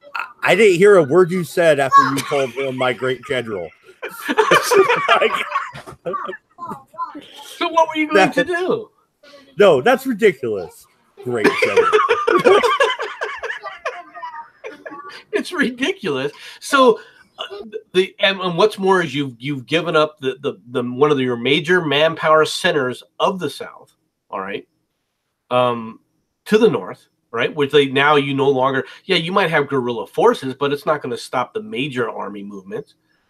All right, they're basically going to stream back up and down without really any significant strategic value at all. All right. It would have been an absolute disaster. So was Davis just drunk the day he issued that order, or what? Well, no, he's panicking. Once again, you've got to try and stem the flow somewhere. Okay, so what he was going to do if he would have done that, he would have been giving up. All right, what their strategic plan was. And that's what Lee reminds him of. The strategic plan is to keep an army in the field, not to win this battle necessarily or that battle. And possibly, as a Hail Mary, we can start a battle in Pennsylvania. All right, that when we win that battle in Pennsylvania, we can demonstrate, look, we're still a force to be reckoned with. Even though we've lost Vicksburg, okay, we can still project force. We can still do damage. We can still have these major battles. Okay, so it takes a month. Vicksburg falls. Grant doesn't take the unconditional surrender, does he? He lets the troops lay down their arms and march home. Why? Because there's no need. Okay. He is U.S. Grant for unconditional surrender grant. Okay. But why does that mean he always has to be that way? That he can't be a compassionate individual? Look who's coming out to meet him, all right, to stack arms. Go ahead, name him. No, look, think about it. What do they look like? Yeah, I know. They look like emaciated corpses. Yeah, because you just besieged them for over a month. Yeah, well, they contested the besiege and they finally surrendered. Yeah, they ran out of rats to eat. Okay, well, Pemberton sits up there and says he knows his people. Pemberton, but by the way, all right, the general in charge of the Vicksburg siege was from Pennsylvania. Really? Yes. And why he joined the Confederacy? Because, like many people, there were a number of different families that broke on both sides of this conflict, in the South and in the North. It wasn't just the North people from the North that decided to fight for the Southern cause. There's also Southerners that fought for the Northern cause. There's a lot of that going on. That's absolutely true. But is there any writings that say why he chose to do that? And a lot of people nowadays would be like, "Oh my God, he must have loved slavery." You know me. No, that's not my argument at all. I'm sure he was more states' rights. He was a believer in states' rights. That's very true. You mispronunciated the word traitor there, Mad Dog. Sounds like a. But so he actually says, "Look, I will sue for peace on July 4th because on July 4th, Independence Day, he figures he can get more lenient terms." And so that's why he holds out till July 4th. But in the meantime, they are getting shelled, and the shell fire increases throughout this entire siege. All right, it becomes heavier and heavier and heavier. Now, let's remember also the civilians were hiding in pretty much shelters or basements or what have you. I mean, no, they didn't even let the civilians evacuate. So yeah, the civilians didn't want to evacuate. What do you mean they didn't let the civilians evacuate? Right, it came to fair enough. They were Confederates. Yeah, So I mean, it's it's siege warfare at its best and its worst. All right. Now, what do you have going on during this entire month? Well, you basically end up having a lot of crosstalk happening. All right, between both sides of the forces. All right, during these lows in the war, you have both sides basically talking to one another, playing cards, doing all sorts of things. Picket duty. All right, while it can be hazardous during a siege operation, picket duty is where you get to go meet the other foe and get to trade goods. You play cards. You sit up there and play poker. You get orders to open up a heavy fire for a few minutes as a demonstration, and so you tell your poker partner that, hey, I got to go back. We're going to fire at noon, okay? And these kinds of things were going on during the entire siege. So you don't have the kind of animosity that you see that takes place later on, right? At least not at Vicksburg. They surrender, they go home. Pemberton surrenders his forces on July 4th. They stack arms.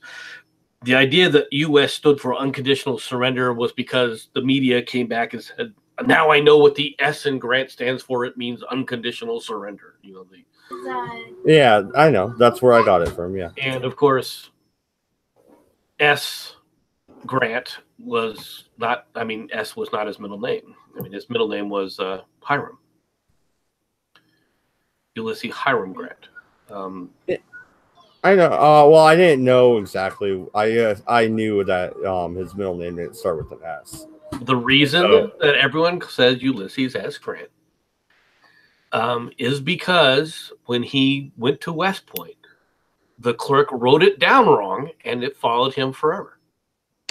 That sucks. And so his mates at West Point when he was going through, one of which was Longstreet, by the way, right? They decided to make a joke of it, and they called him Sam. Didn't Robert E. Lee graduate the year Grant got in there, his freshman year or whatever? No. I don't think so. I think he had been there before. I thought they were there at the same time, but barely. I might be wrong. There wouldn't have been much of a difference in their ages, would there? Oh, that's true. Yeah, you have a point. I'm probably wrong on that. It might be somebody else that I'm thinking of, not Robert E. Lee. Stonewall was there. I believe Stonewall Jackson actually went through. Yes. Yeah, I think he was there when Grant was there. That's who I was thinking of. Yeah. But there were. I mean, a lot of these officers knew one another. A lot of these officers were well aware of one another, which also makes it very tragic and makes it very, when you start looking into the stories about other feelings for the other side. We will talk more about that because there's a situation that happens with one of Sherman's subordinates during the siege of Atlanta and the taking of Atlanta. And also the Battle of Gettysburg, right? Battle of Gettysburg is another place where there's a number of different things that happen, but different subordinate commanders. Okay, so we're gonna get into the political aspect here for a little bit. I know this is a longer episode than usual, but it is Vicksburg. It's a big subject. But I'm thinking next week, you guys, we should maybe do a general spotlight. MC, we were talking about doing one of those. What general would you like to spotlight first? I'll leave it up to you. You can spotlight whatever one you want. All right. Well, let's. You said the lesser known generals. What about somebody like A.P. Hill from the Confederacy, or I don't know who from the Union would be a good one. I'll leave the Union choices up to you. Prentice, there's several Union forces. Hancock. Do you want to start with a Confederate, or do you want to start with a Union general? No. We can start with the Union general if you'd like. I don't want to show too much bias here. Okay. Then let's go ahead and start with General Reynolds, who dies at Vicksburg or dies at Gettysburg. All right. Then yeah, next week we're gonna do a general spotlight, and it'll just be about his progression right before the war and till his death. But politically, Vicksburg falls. Confederacy split in half. Not the last nail in the coffin, but certainly not the first either. It's one of the keys in the pocket. It is part of the strangulation plan. Yes. MC, you're Jefferson Davis right now. Vicksburg's fallen. You have the telegraph in your hand. Other than grabbing some whiskey, what's your next move? What can you do? You run to church and you pray that frickin' Robert E. Lee actually makes it out of Pennsylvania. Which he does. Spoiler alert. Yes. But you now have the thing that Vicksburg has fallen, right? On the same day that he begins his march back. And you are now worried about the entire Confederacy. At that point in time, it's a low point for the entire Confederacy. It is a dagger, all right, through the heart because of the two circumstances coinciding. Vicksburg falling and Gettysburg, and the news of Gettysburg happened simultaneously. All right. This is, at this point, you're thinking, holy crap, have we just lost the entire war? Are you packing your bags and running to Canada yet? Well, I mean, you you packed your bags several different times. You got to remember. All right, is Lee still in communication? Yes, Lee is telling him that he doesn't have to flee back yet. All right, but you should have been looking to go to Canada at this point. Yeah, they were probably looking at that as well. Where can we move down to the south? All right, what's going on with Bragg in the Army of the Cumberland with Rosecrans? All right, because all of this starts to take place all very, very quickly after one another. So it's like somebody hit the first domino when you set up, the dominoes in a big fucking pattern, right? And the bleeding will continue until Chickamauga, which isn't too long away, to be honest. But at least at Chickamauga, the bleeding has temporarily stopped. Well, you got to remember, the Confederacy is not dead. It can project power even after Gettysburg. It can fight, and it does. And it continues on, but it no longer takes the kind of offensive operations that it did in the past. It no longer basically ever goes north again. For all intents, which I feel that's a mistake. But yeah. Once again, we talked about Morgan's raid, which got all the way to Ohio and petered out there. But yeah, if Morgan's raid wasn't a small raid, it could have been a lot different. And if you look at the interior of the North, if you break through a certain point, there wasn't much they could do because they weren't worried about it. They didn't need to be. No, they weren't worried about it because they didn't need to be. And the reason is that if the South attempted to hold it, they would have been pinned and pincered and a major. I don't want to hold it. I want to steal your shit and burn your cities down. I'm going full on Sherman here. Fuck off.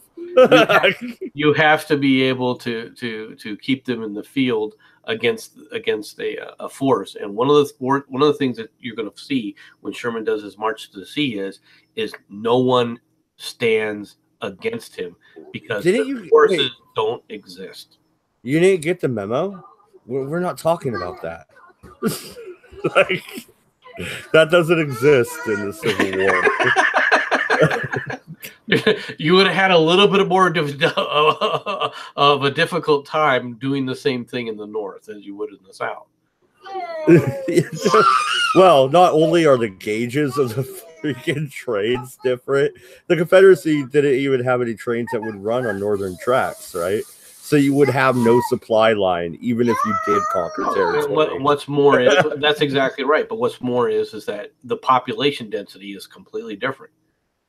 You're going to be fighting a continuous type of low intensity warfare all throughout that. Which for the North, yeah, they had to deal with it also in the South, but not to near the degree that you would have to do it if you're in the North.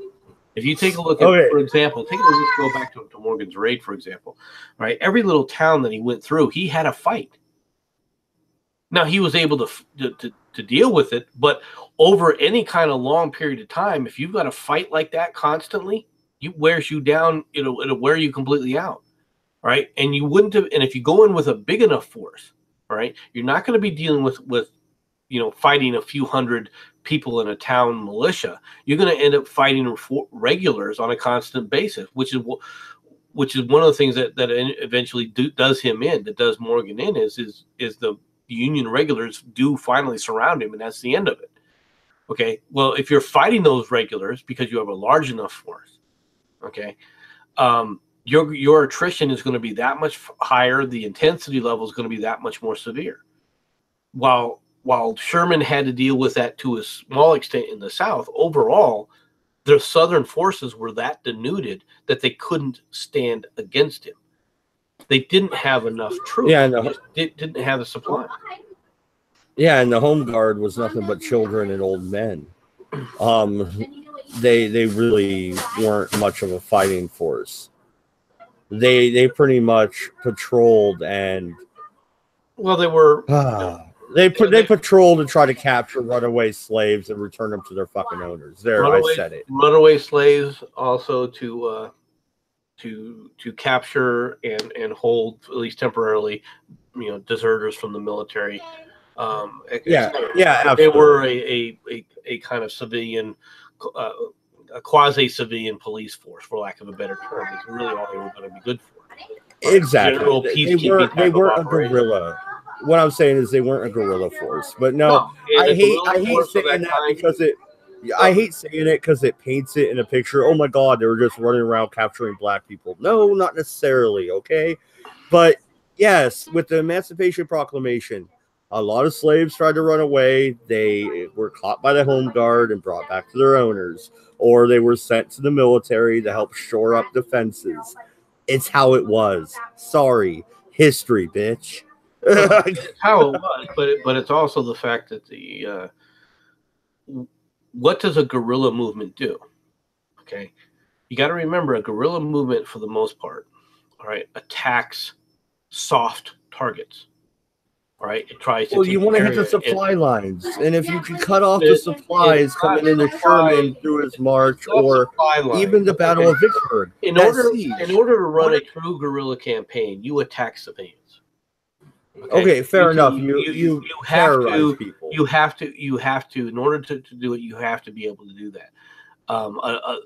Otherwise, a guerrilla campaign will never work. All right. If you take a look at any guerrilla campaign worldwide, what does it try to do? It tries to control territory through terror, through extortion. Okay. It's not just going to go after hard targets. It never does. Why? Because it can't. As a guerrilla force, the attrition is against you. So if you go against hard targets, you may do it once in a while to prove that you're a force to be reckoned with, but overall, you're constantly hitting soft targets. And generally, those soft targets are just civilians, all right? And try and control the civilian population, all right, to keep them in line. No, you hit enemy railroad depots, you hit their supply line, and you cut them off. That's what they should have done. You can only do that if you try to concentrate solely on those kind of means. What will happen very quickly is you will hit one of those railroad depots and get surrounded and destroyed.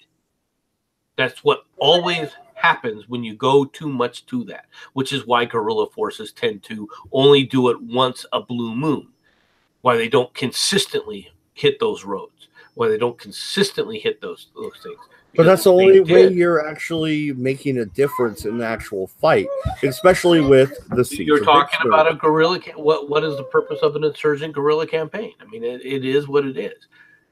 I mean, if you take a look at successful guerrilla campaigns throughout history, the one thing that they always focused on completely, whether people want to admit this or not, until final victory, but during the years where final victory was not being attained, their focus is strictly on terrorizing civilians for the most part and only hitting hard targets now and then. And even then, those hard targets are small hard targets that you can easily overwhelm and then run away from.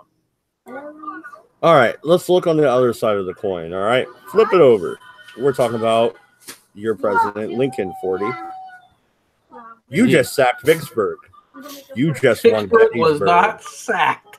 Whatever. Sacked means taken. It's the same thing. No, it has a connotation to it. I rape and pillage all the children and women in Vicksburg, yes.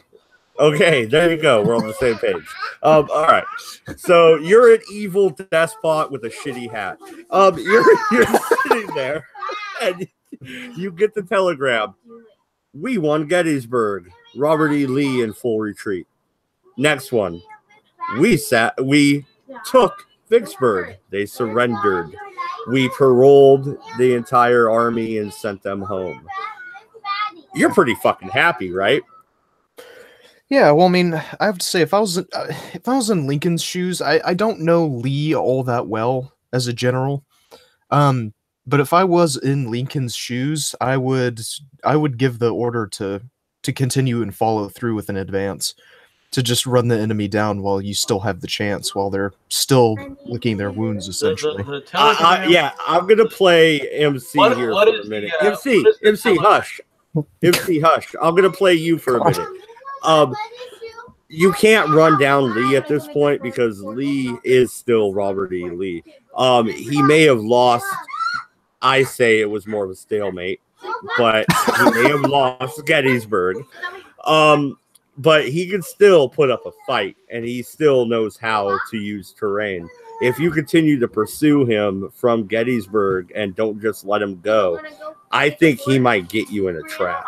And I think that might have actually been a good thing for the Confederacy. I kind of wish you were Lincoln at this point, because I think if you would have pushed the issue, Lee could have taken you.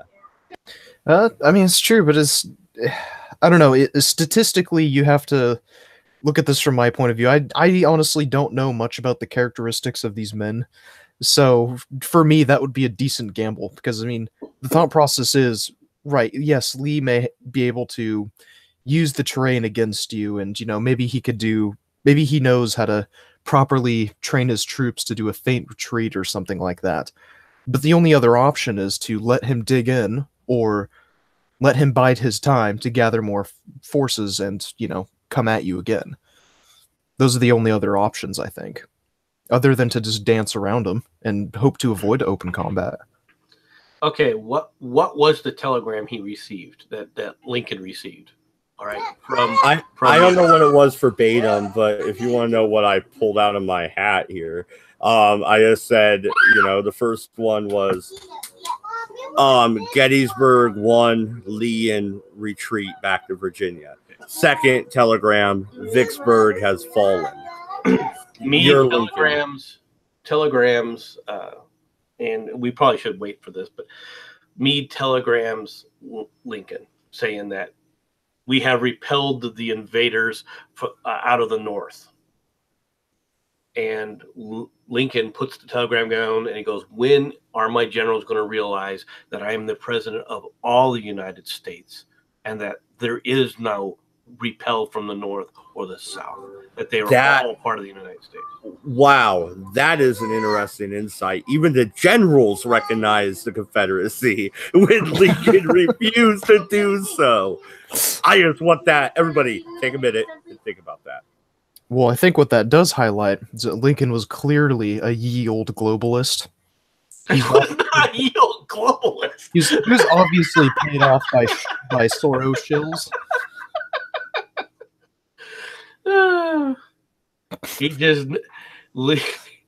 He looks at it as these are groups of people in rebellion, not in that there is a different of the states to the north. How mad? You know what? I know this is off topic, but how mad do you believe Lincoln was when Robert E. Lee says no to him? I don't think he was mad at all. Davis. I don't think he was mad at all. Really? You really don't understand the character. If you think that Lincoln was mad about it or angry about it, you really don't understand the character of the man. Maybe I don't have much empathy with Lincoln. Let's be honest here. So no, not a lot. You fail to understand who the man was and what he. No, I think you failed to understand who he was. I think I have a very good, clear picture of who he is. An evil despot. He's not some kind of pinhorn freaking dictator, evil despot that you sit up there and, even the historians that like him. Villain, no, wait a minute. Even the historians that like him call him America's first dictator. And they're Come on. They're not people that like him. They're people that freaking don't like him at all. Oh no, they call him a benevolent dictator. They like him. They're praising him the whole book. Well, okay, they're not praising him if they're calling him a dictator in any way, shape, or form. He suspended habeas corpus. He destroyed a bunch of freaking newspapers. I mean, if Trump would walk into CNN and blow it up, that would be half as bad as what I hate to tell you this, during wartime situations, habeas corpus can be suspended, and it will be again. It wasn't suspended by Congress. They weren't even in session. It doesn't matter if it's suspended by Congress or not. Oh my God! It says in the okay. Do I have to go on camera and show you the Constitution? You can show me the Constitution. Do I have to do this all you want. All right, but there are times when the suspension of habeas corpus is authorized, whether you like it or not. No, it's ridiculous. And you know what could have prevented all of that?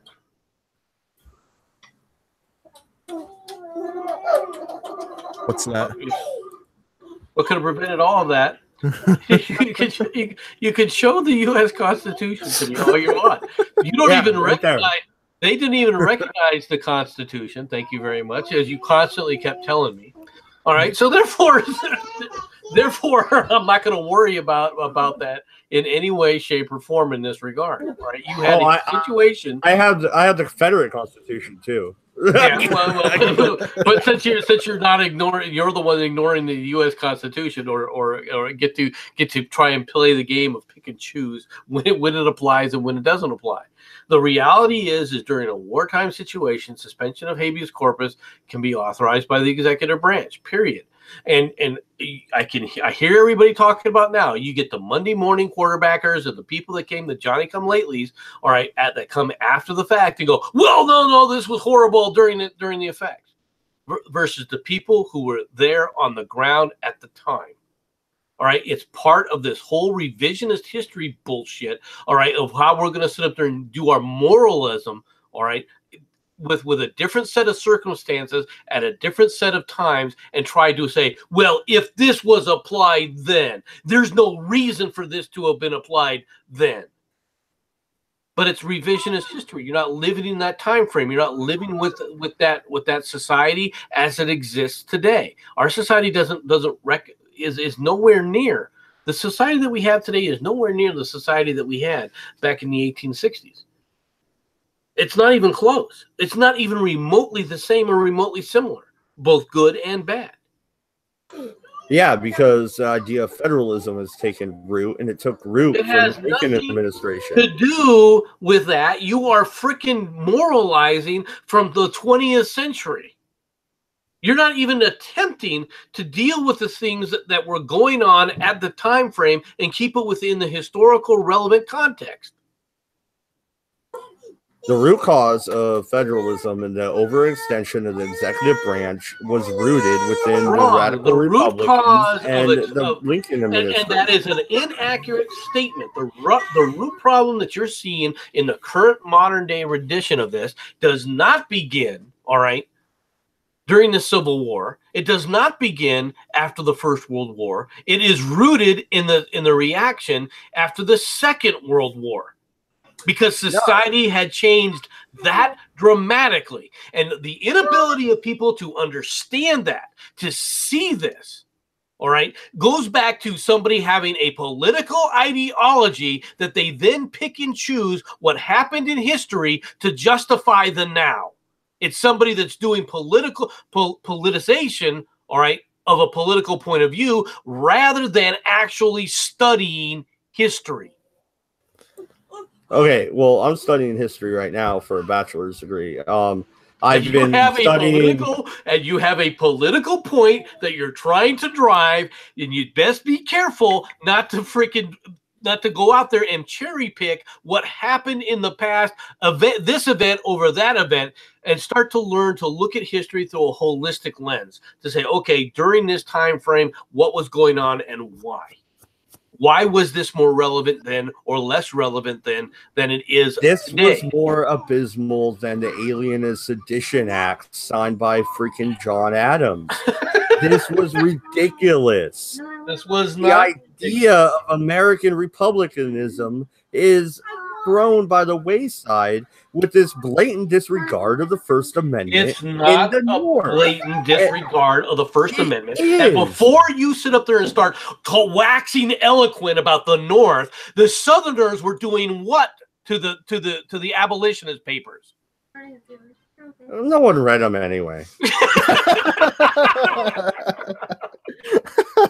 But we forget about the tar and feathering and the fact that they actually took the entire printing presses after they beat this guy and his family and chased him out of town and dumped his entire press in the river. That guy was a crook. Oh my God. It's amazing how one-sided these arguments are. I don't even know what these points you're pulling up are. I'm going to just think, you're not pulling wool over my eyes. So fair enough, sir. But I do not remember Jefferson Davis rescinding habeas corpus. the suspension of habeas corpus didn't last all that long overall anyway, and it was only applied in very selected areas. Very selected areas: Washington D.C., Baltimore, New York, areas of Chicago, or areas of Illinois. And for the entire time of New York City did not exist under how many senators? How many senators were arrested and thrown in jail with the Confederate POWs, MC? How many? How many people were exiled? Like, there was this one guy actually deported to the South. He was a New Yorker. What do you mean deported to the South? They kicked him out. He was an alien abettor, all right, and they moved him out of where he could do damage. That's all. Ridiculous, sir. No, it's not ridiculous. You cannot set up the idea that somehow cannot suspend habeas corpus during a time period of national crisis is nonsense. It's always happened. It's happened throughout history, and it's happened throughout the United States history from the beginning of the Revolutionary War. Okay, I'm gonna pose a question here. Modern day, the South secedes again. Bam, South has risen again. All right. I live in Oregon. I'm not sending arms to the South. I'm not freaking moving down there to fight. But I am using my YouTube channel to say, hey, maybe you guys should check this out. You know, maybe they have a comfort to the enemy. And so God, boom. MC gets his drone strike 40. You see how quickly that happened? I didn't drone strike you. I went in, I arrested you, and I sent you south. I moved you out from where you were helping. Aren't I on a platform? Aren't I doing a broadcast? It doesn't matter. Really? There are you guys understand what habeas corpus means? It means due process. No. Understand what happens when you sit up there and go into a real wartime environment. What does it mean? You give everybody the benefit of the doubt. What does war actually mean? You think war means what happens, all right, when we quote unquote go to war in Afghanistan or go to war in Iraq. That wasn't what you were dealing with here. Okay? You were dealing with an actual threat to the an immediate threat to the entire nation. Okay? This is not some theoretical breaking up or some theoretical, wishful thinking written from something that happened 30 or 40 or 100 years ago. This was something that was going on immediate at the time. And what happens is a declaration of martial law. What does martial law mean? That means you are living under the military, which means you're going to live under military rules. When you join the military, one of the rules you learn very quickly is you don't have the right to say whatever you want. It's one of the first things that goes. That's what martial law is. Which is why I never signed up, because I like to say what I fucking think. And I would say what I think. Just like I've argued secession is legal to this day. What is that? You can argue new secession California Republic is legal to this day because of Lincoln. And you don't even recognize it. Lincoln had said some quotes before the war that were in favor of secession. During the war, those went out the window real quick. What quotes was he? We're back to this argument again. We're going to get away from what the initial discussion was, but for Vicksburg. But what quotes are you saying that he was arguing for secession for? Give me a minute here. I gotta step away and deal with the kids, and then I'll Google it real quick because I'm not gonna sound like an idiot here. No, there is one. I can find it. Just give me a minute. The quotes that you talk about are small little snippets taken out of the context of the situation, when the situation, obviously at the Civil War, during that time frame, was completely different. And you've got to recognize that. Or you don't. Or you can just be quiet. I understand you're dealing with the kids and no problem. But the idea that that habeas corpus, all right, could never be suspended or is never going to get suspended is nonsense. It always has been. There are limits to this. All right. I mean, think of it like this, Mad Dodge. So no one was reading those papers, right? So it's just fine. But no one was using habeas corpus, so it's fine. You can just suspend it, man. Well, it's the suspension of habeas corpus happens during times of emergencies during several different situations. And when you're talking about an immediate and national intent, that's what it was intended for. And one of these revisionist historians that the Mad Dodge comes back with, he goes on there and goes, well, they declared that what he did there illegal later on. Okay, well, they also declared, the Supreme Court also declared the internment of the Japanese illegal, all right, but not during the war. During the war, when it was actually going on and everything, okay, they didn't declare it an illegal action. In fact, they supported it, because generally the courts basically just ignored it. In any case that went in front of them, they said it doesn't have merit, and they threw it back down again. Okay, eventually when people are looking at these things from hindsight, they go, oh, well, there wasn't any real need and there was nothing there. But the suspension of habeas corpus is done because people see an immediate need. Now, granted, can it be abused? Sure. Has it been abused in the past? Yeah, to an extent. All right. Will it be abused in the future, going forward in the future? Yeah, there's going to be time periods when it does get abused. All right. But the idea that it is completely sacrosanct to the detriment of the nation, to the death of the nation, is nonsense. Yeah. So I know that I understand the point that you're arguing here, MC.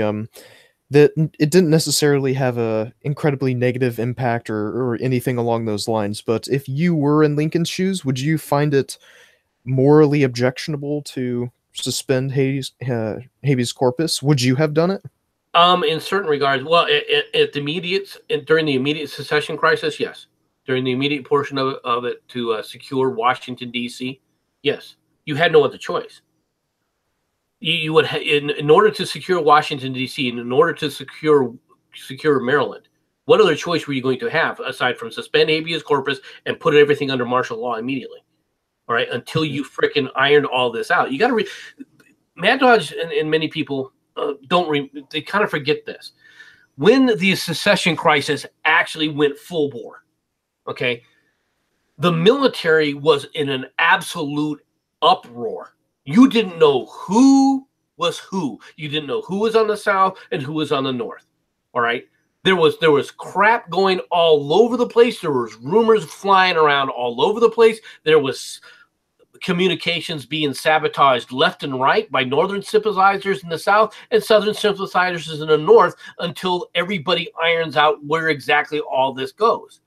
But during that initial chaos, it is just that. It's chaos. And yes, I would have suspended frickin' habeas corpus for the first 5 months or 6 months of the war, without a doubt. Because there was no other choice. You don't have a choice. It's too much chaos going on. You can't trust anything.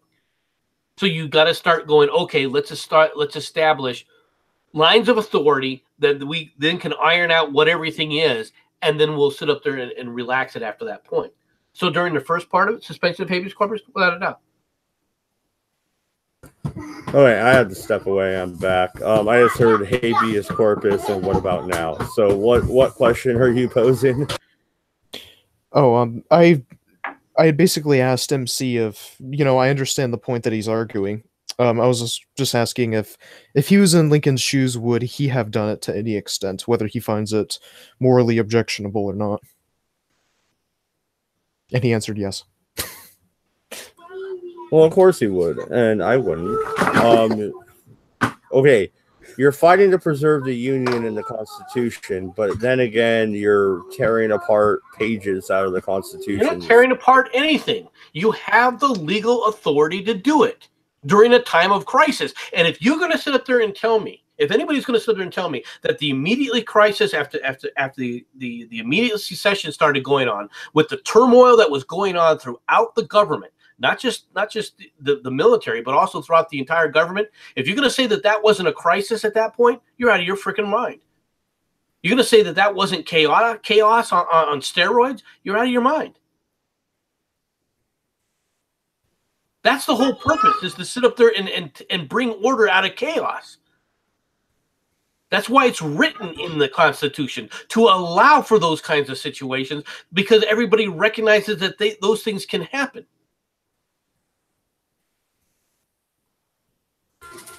I won't argue with you that it wasn't chaos, but I still think freedom of speech should have been upheld, and it wasn't. And that's just the way it is. That's a fact. And I disagree you're with one of you those fundamentally. people, and you're one of those people who think that somehow that freedom of speech has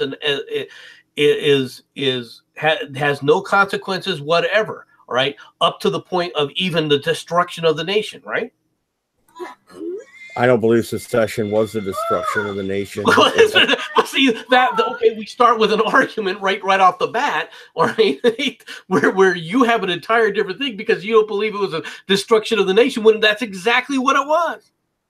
No, it wasn't. Yeah, it was, and the South is an example of. They weren't trying to invade the North. The North would have continued. No, they were destroying the government. They were destroying the Constitution, and they were doing it in an illegal means. Did the colonists destroy the British government? Yeah, that isn't it. That was were they running a constitutional republic? Were they a constitutional republic? Do not do the apples to oranges argument here, buddy. It is an apples to argument. No, it's not. No, it's not. Even the people in their time writing with their own words compared the two. No, the people in their time that believe in the way you do say that. Okay, yeah, that's it. That's the only people in the time that you agree with. That and those people were in the North and South, and there were people in the North and the South that disagreed. Okay, and you never give them any credit. You never give my side any credit. No, so I did give your side credit, and then I demonstrated that the Constitution was going to lead to the destruction of the Constitution if it was allowed. Secession, that as it was attempted by the South in the Confederacy, was an illegal means. There was no legal basis for it. There is ways of getting out of that are legal in the Constitution for handling these types of incidents. Yeah, but they chose to the states, not. So they 3/4 of the states can allow 1/4 to leave. They chose. Did you attempt to even do it?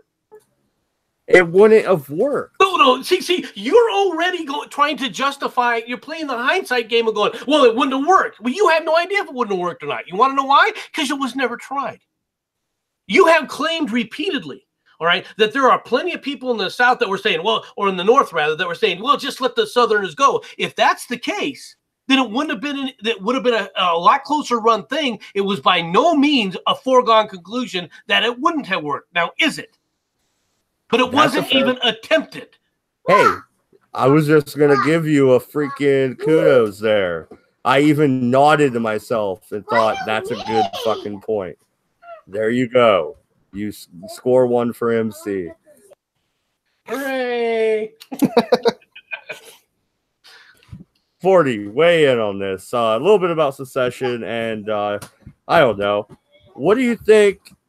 How could you have saved Vicksburg if you could have? Or if not, what would you have done after it fell and Gettysburg went tits up? To be honest, I think the fall of Vicksburg and Gettysburg going, as you said, tits up. I feel as though that's a bit of an it's rather inevitable, just due to the fact that the South just doesn't have the means of manufacturing the larger guns that the North does. They can't manufacture as many arms as quickly, and they certainly don't have the pool of manpower that the North does.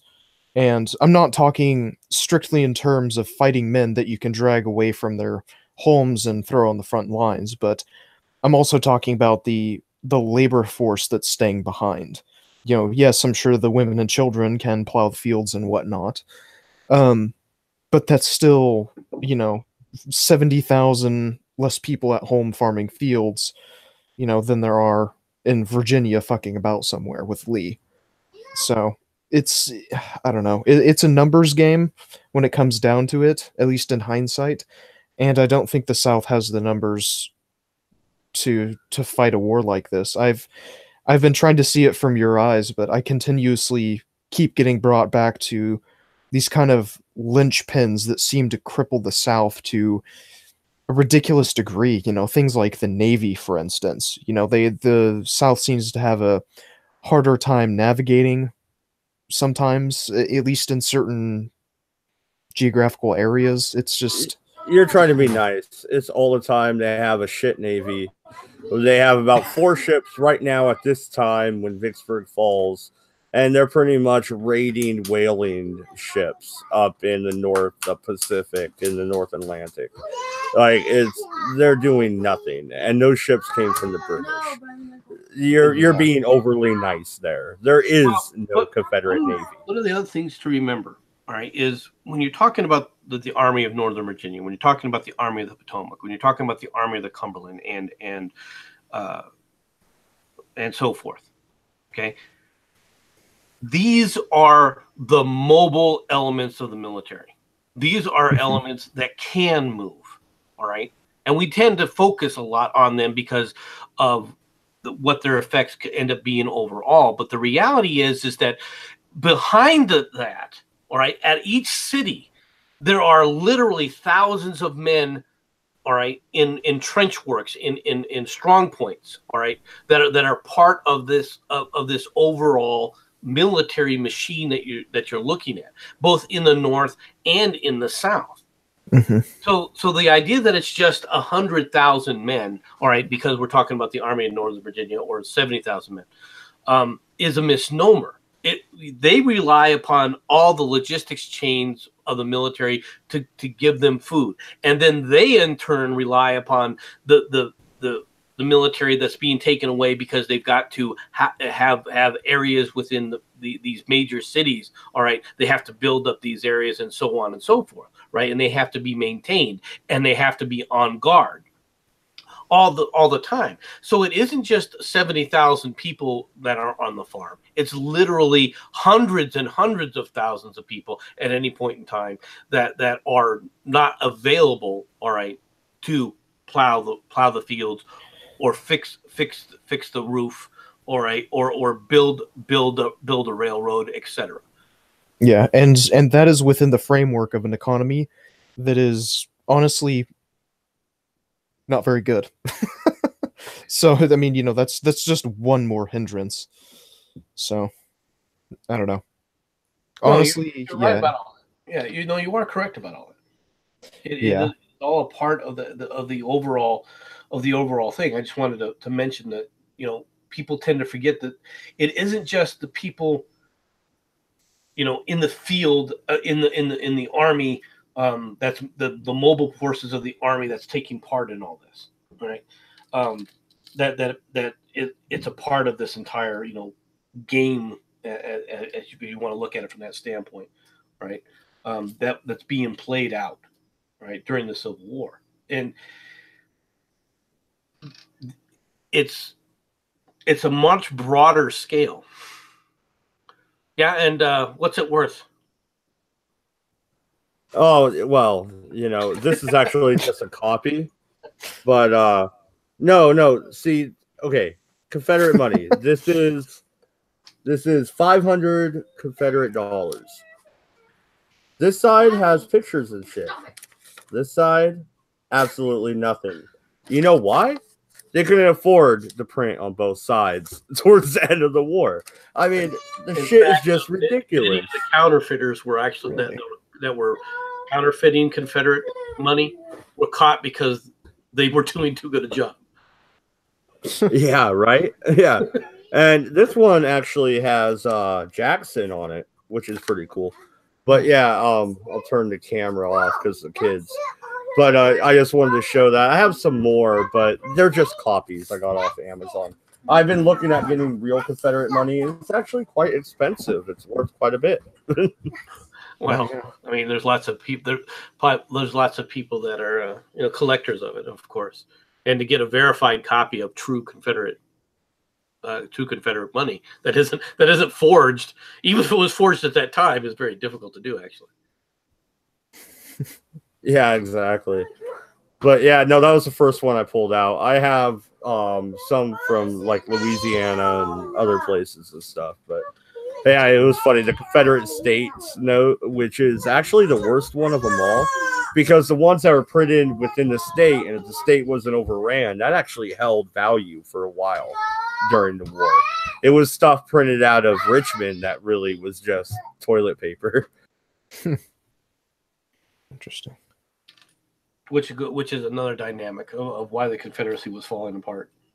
The Confederacy, the idea of the Confederacy is an idea, right? But it was an idea not based on pragmatism and the harsh realities of the world. The one thing that people tend to forget about is the world. We live in a world, whether you want to believe this or not, that is dominated by the use of force. Period. That's the world we live in. That's the world we all live in. It's how Earth works. Whether you like it or not, that is how our world works. Whether it's the animal kingdom or the plant kingdom or anything else, it all works the same way. So what you're saying, MC, is might makes right. No, I said it's dominated by the aggressor. I know, I'm just fucking with you. I'm not saying it's right, that might makes right in all these cases. I'm saying that you have to recognize that, and you've got to understand you're going to have to, that force is always going to be there, and it's always going to be applied. And if you don't prepare for it, if you're not concerned about it, you're going to get freaking dominated by it.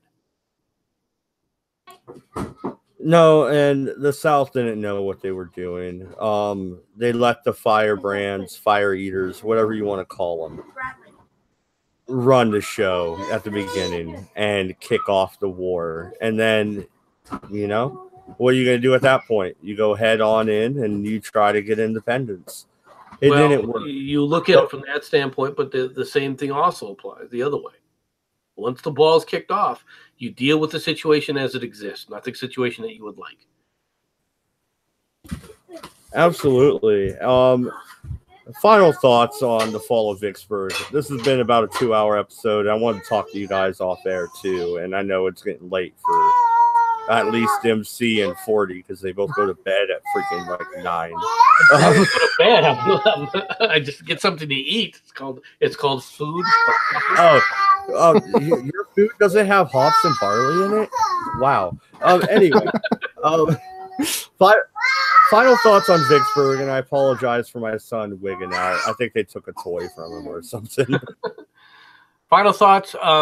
This was a major defeat, not just from a tactical standpoint, but from a strategic standpoint.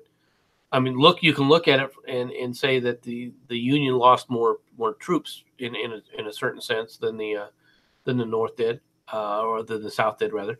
But at the same time, the South had to loot. They lost basically an entire army, all the supplies and strategic control of the Mississippi.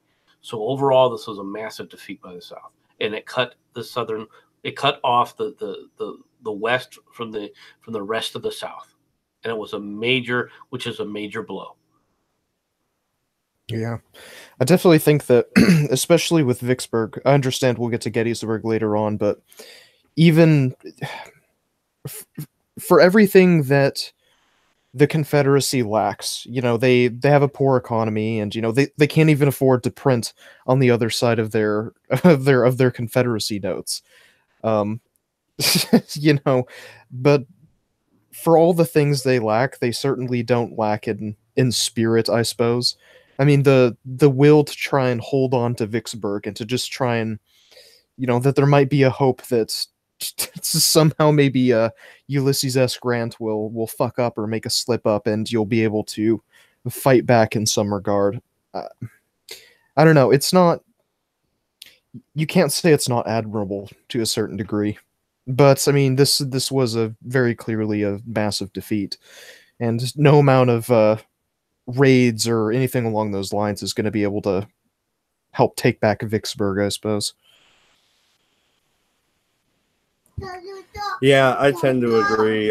This is where I mark the beginning of the end of the Confederacy, especially since, as MC has said before, it coincides with what I still call stalemate at Gettysburg, because the Army in Northern Virginia was not wiped out, nor could it have been.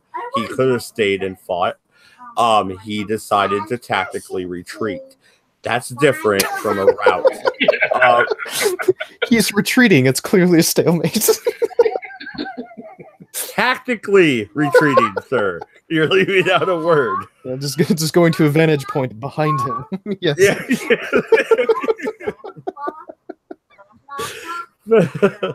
good when 40's on my side for once. I kind of like this. but yeah, like we said earlier, next week will be a general spotlight. You said Halleck, right? No, I did not say Halleck. I said Reynolds. Reynolds. Okay, all right. Reynolds. Sorry, my bad. Good night, everybody. Thank you for watching. This has been MC, MADD, and 40 ounce. And we'll be back next weekend with another Civil War episode, I believe, right? Unless you have to go out on business, right, MC? Correct. You good next weekend, or? At the moment, I am. All right. Good night, everybody. We're out of here. Don't go to France. I think it's still burning. Peace.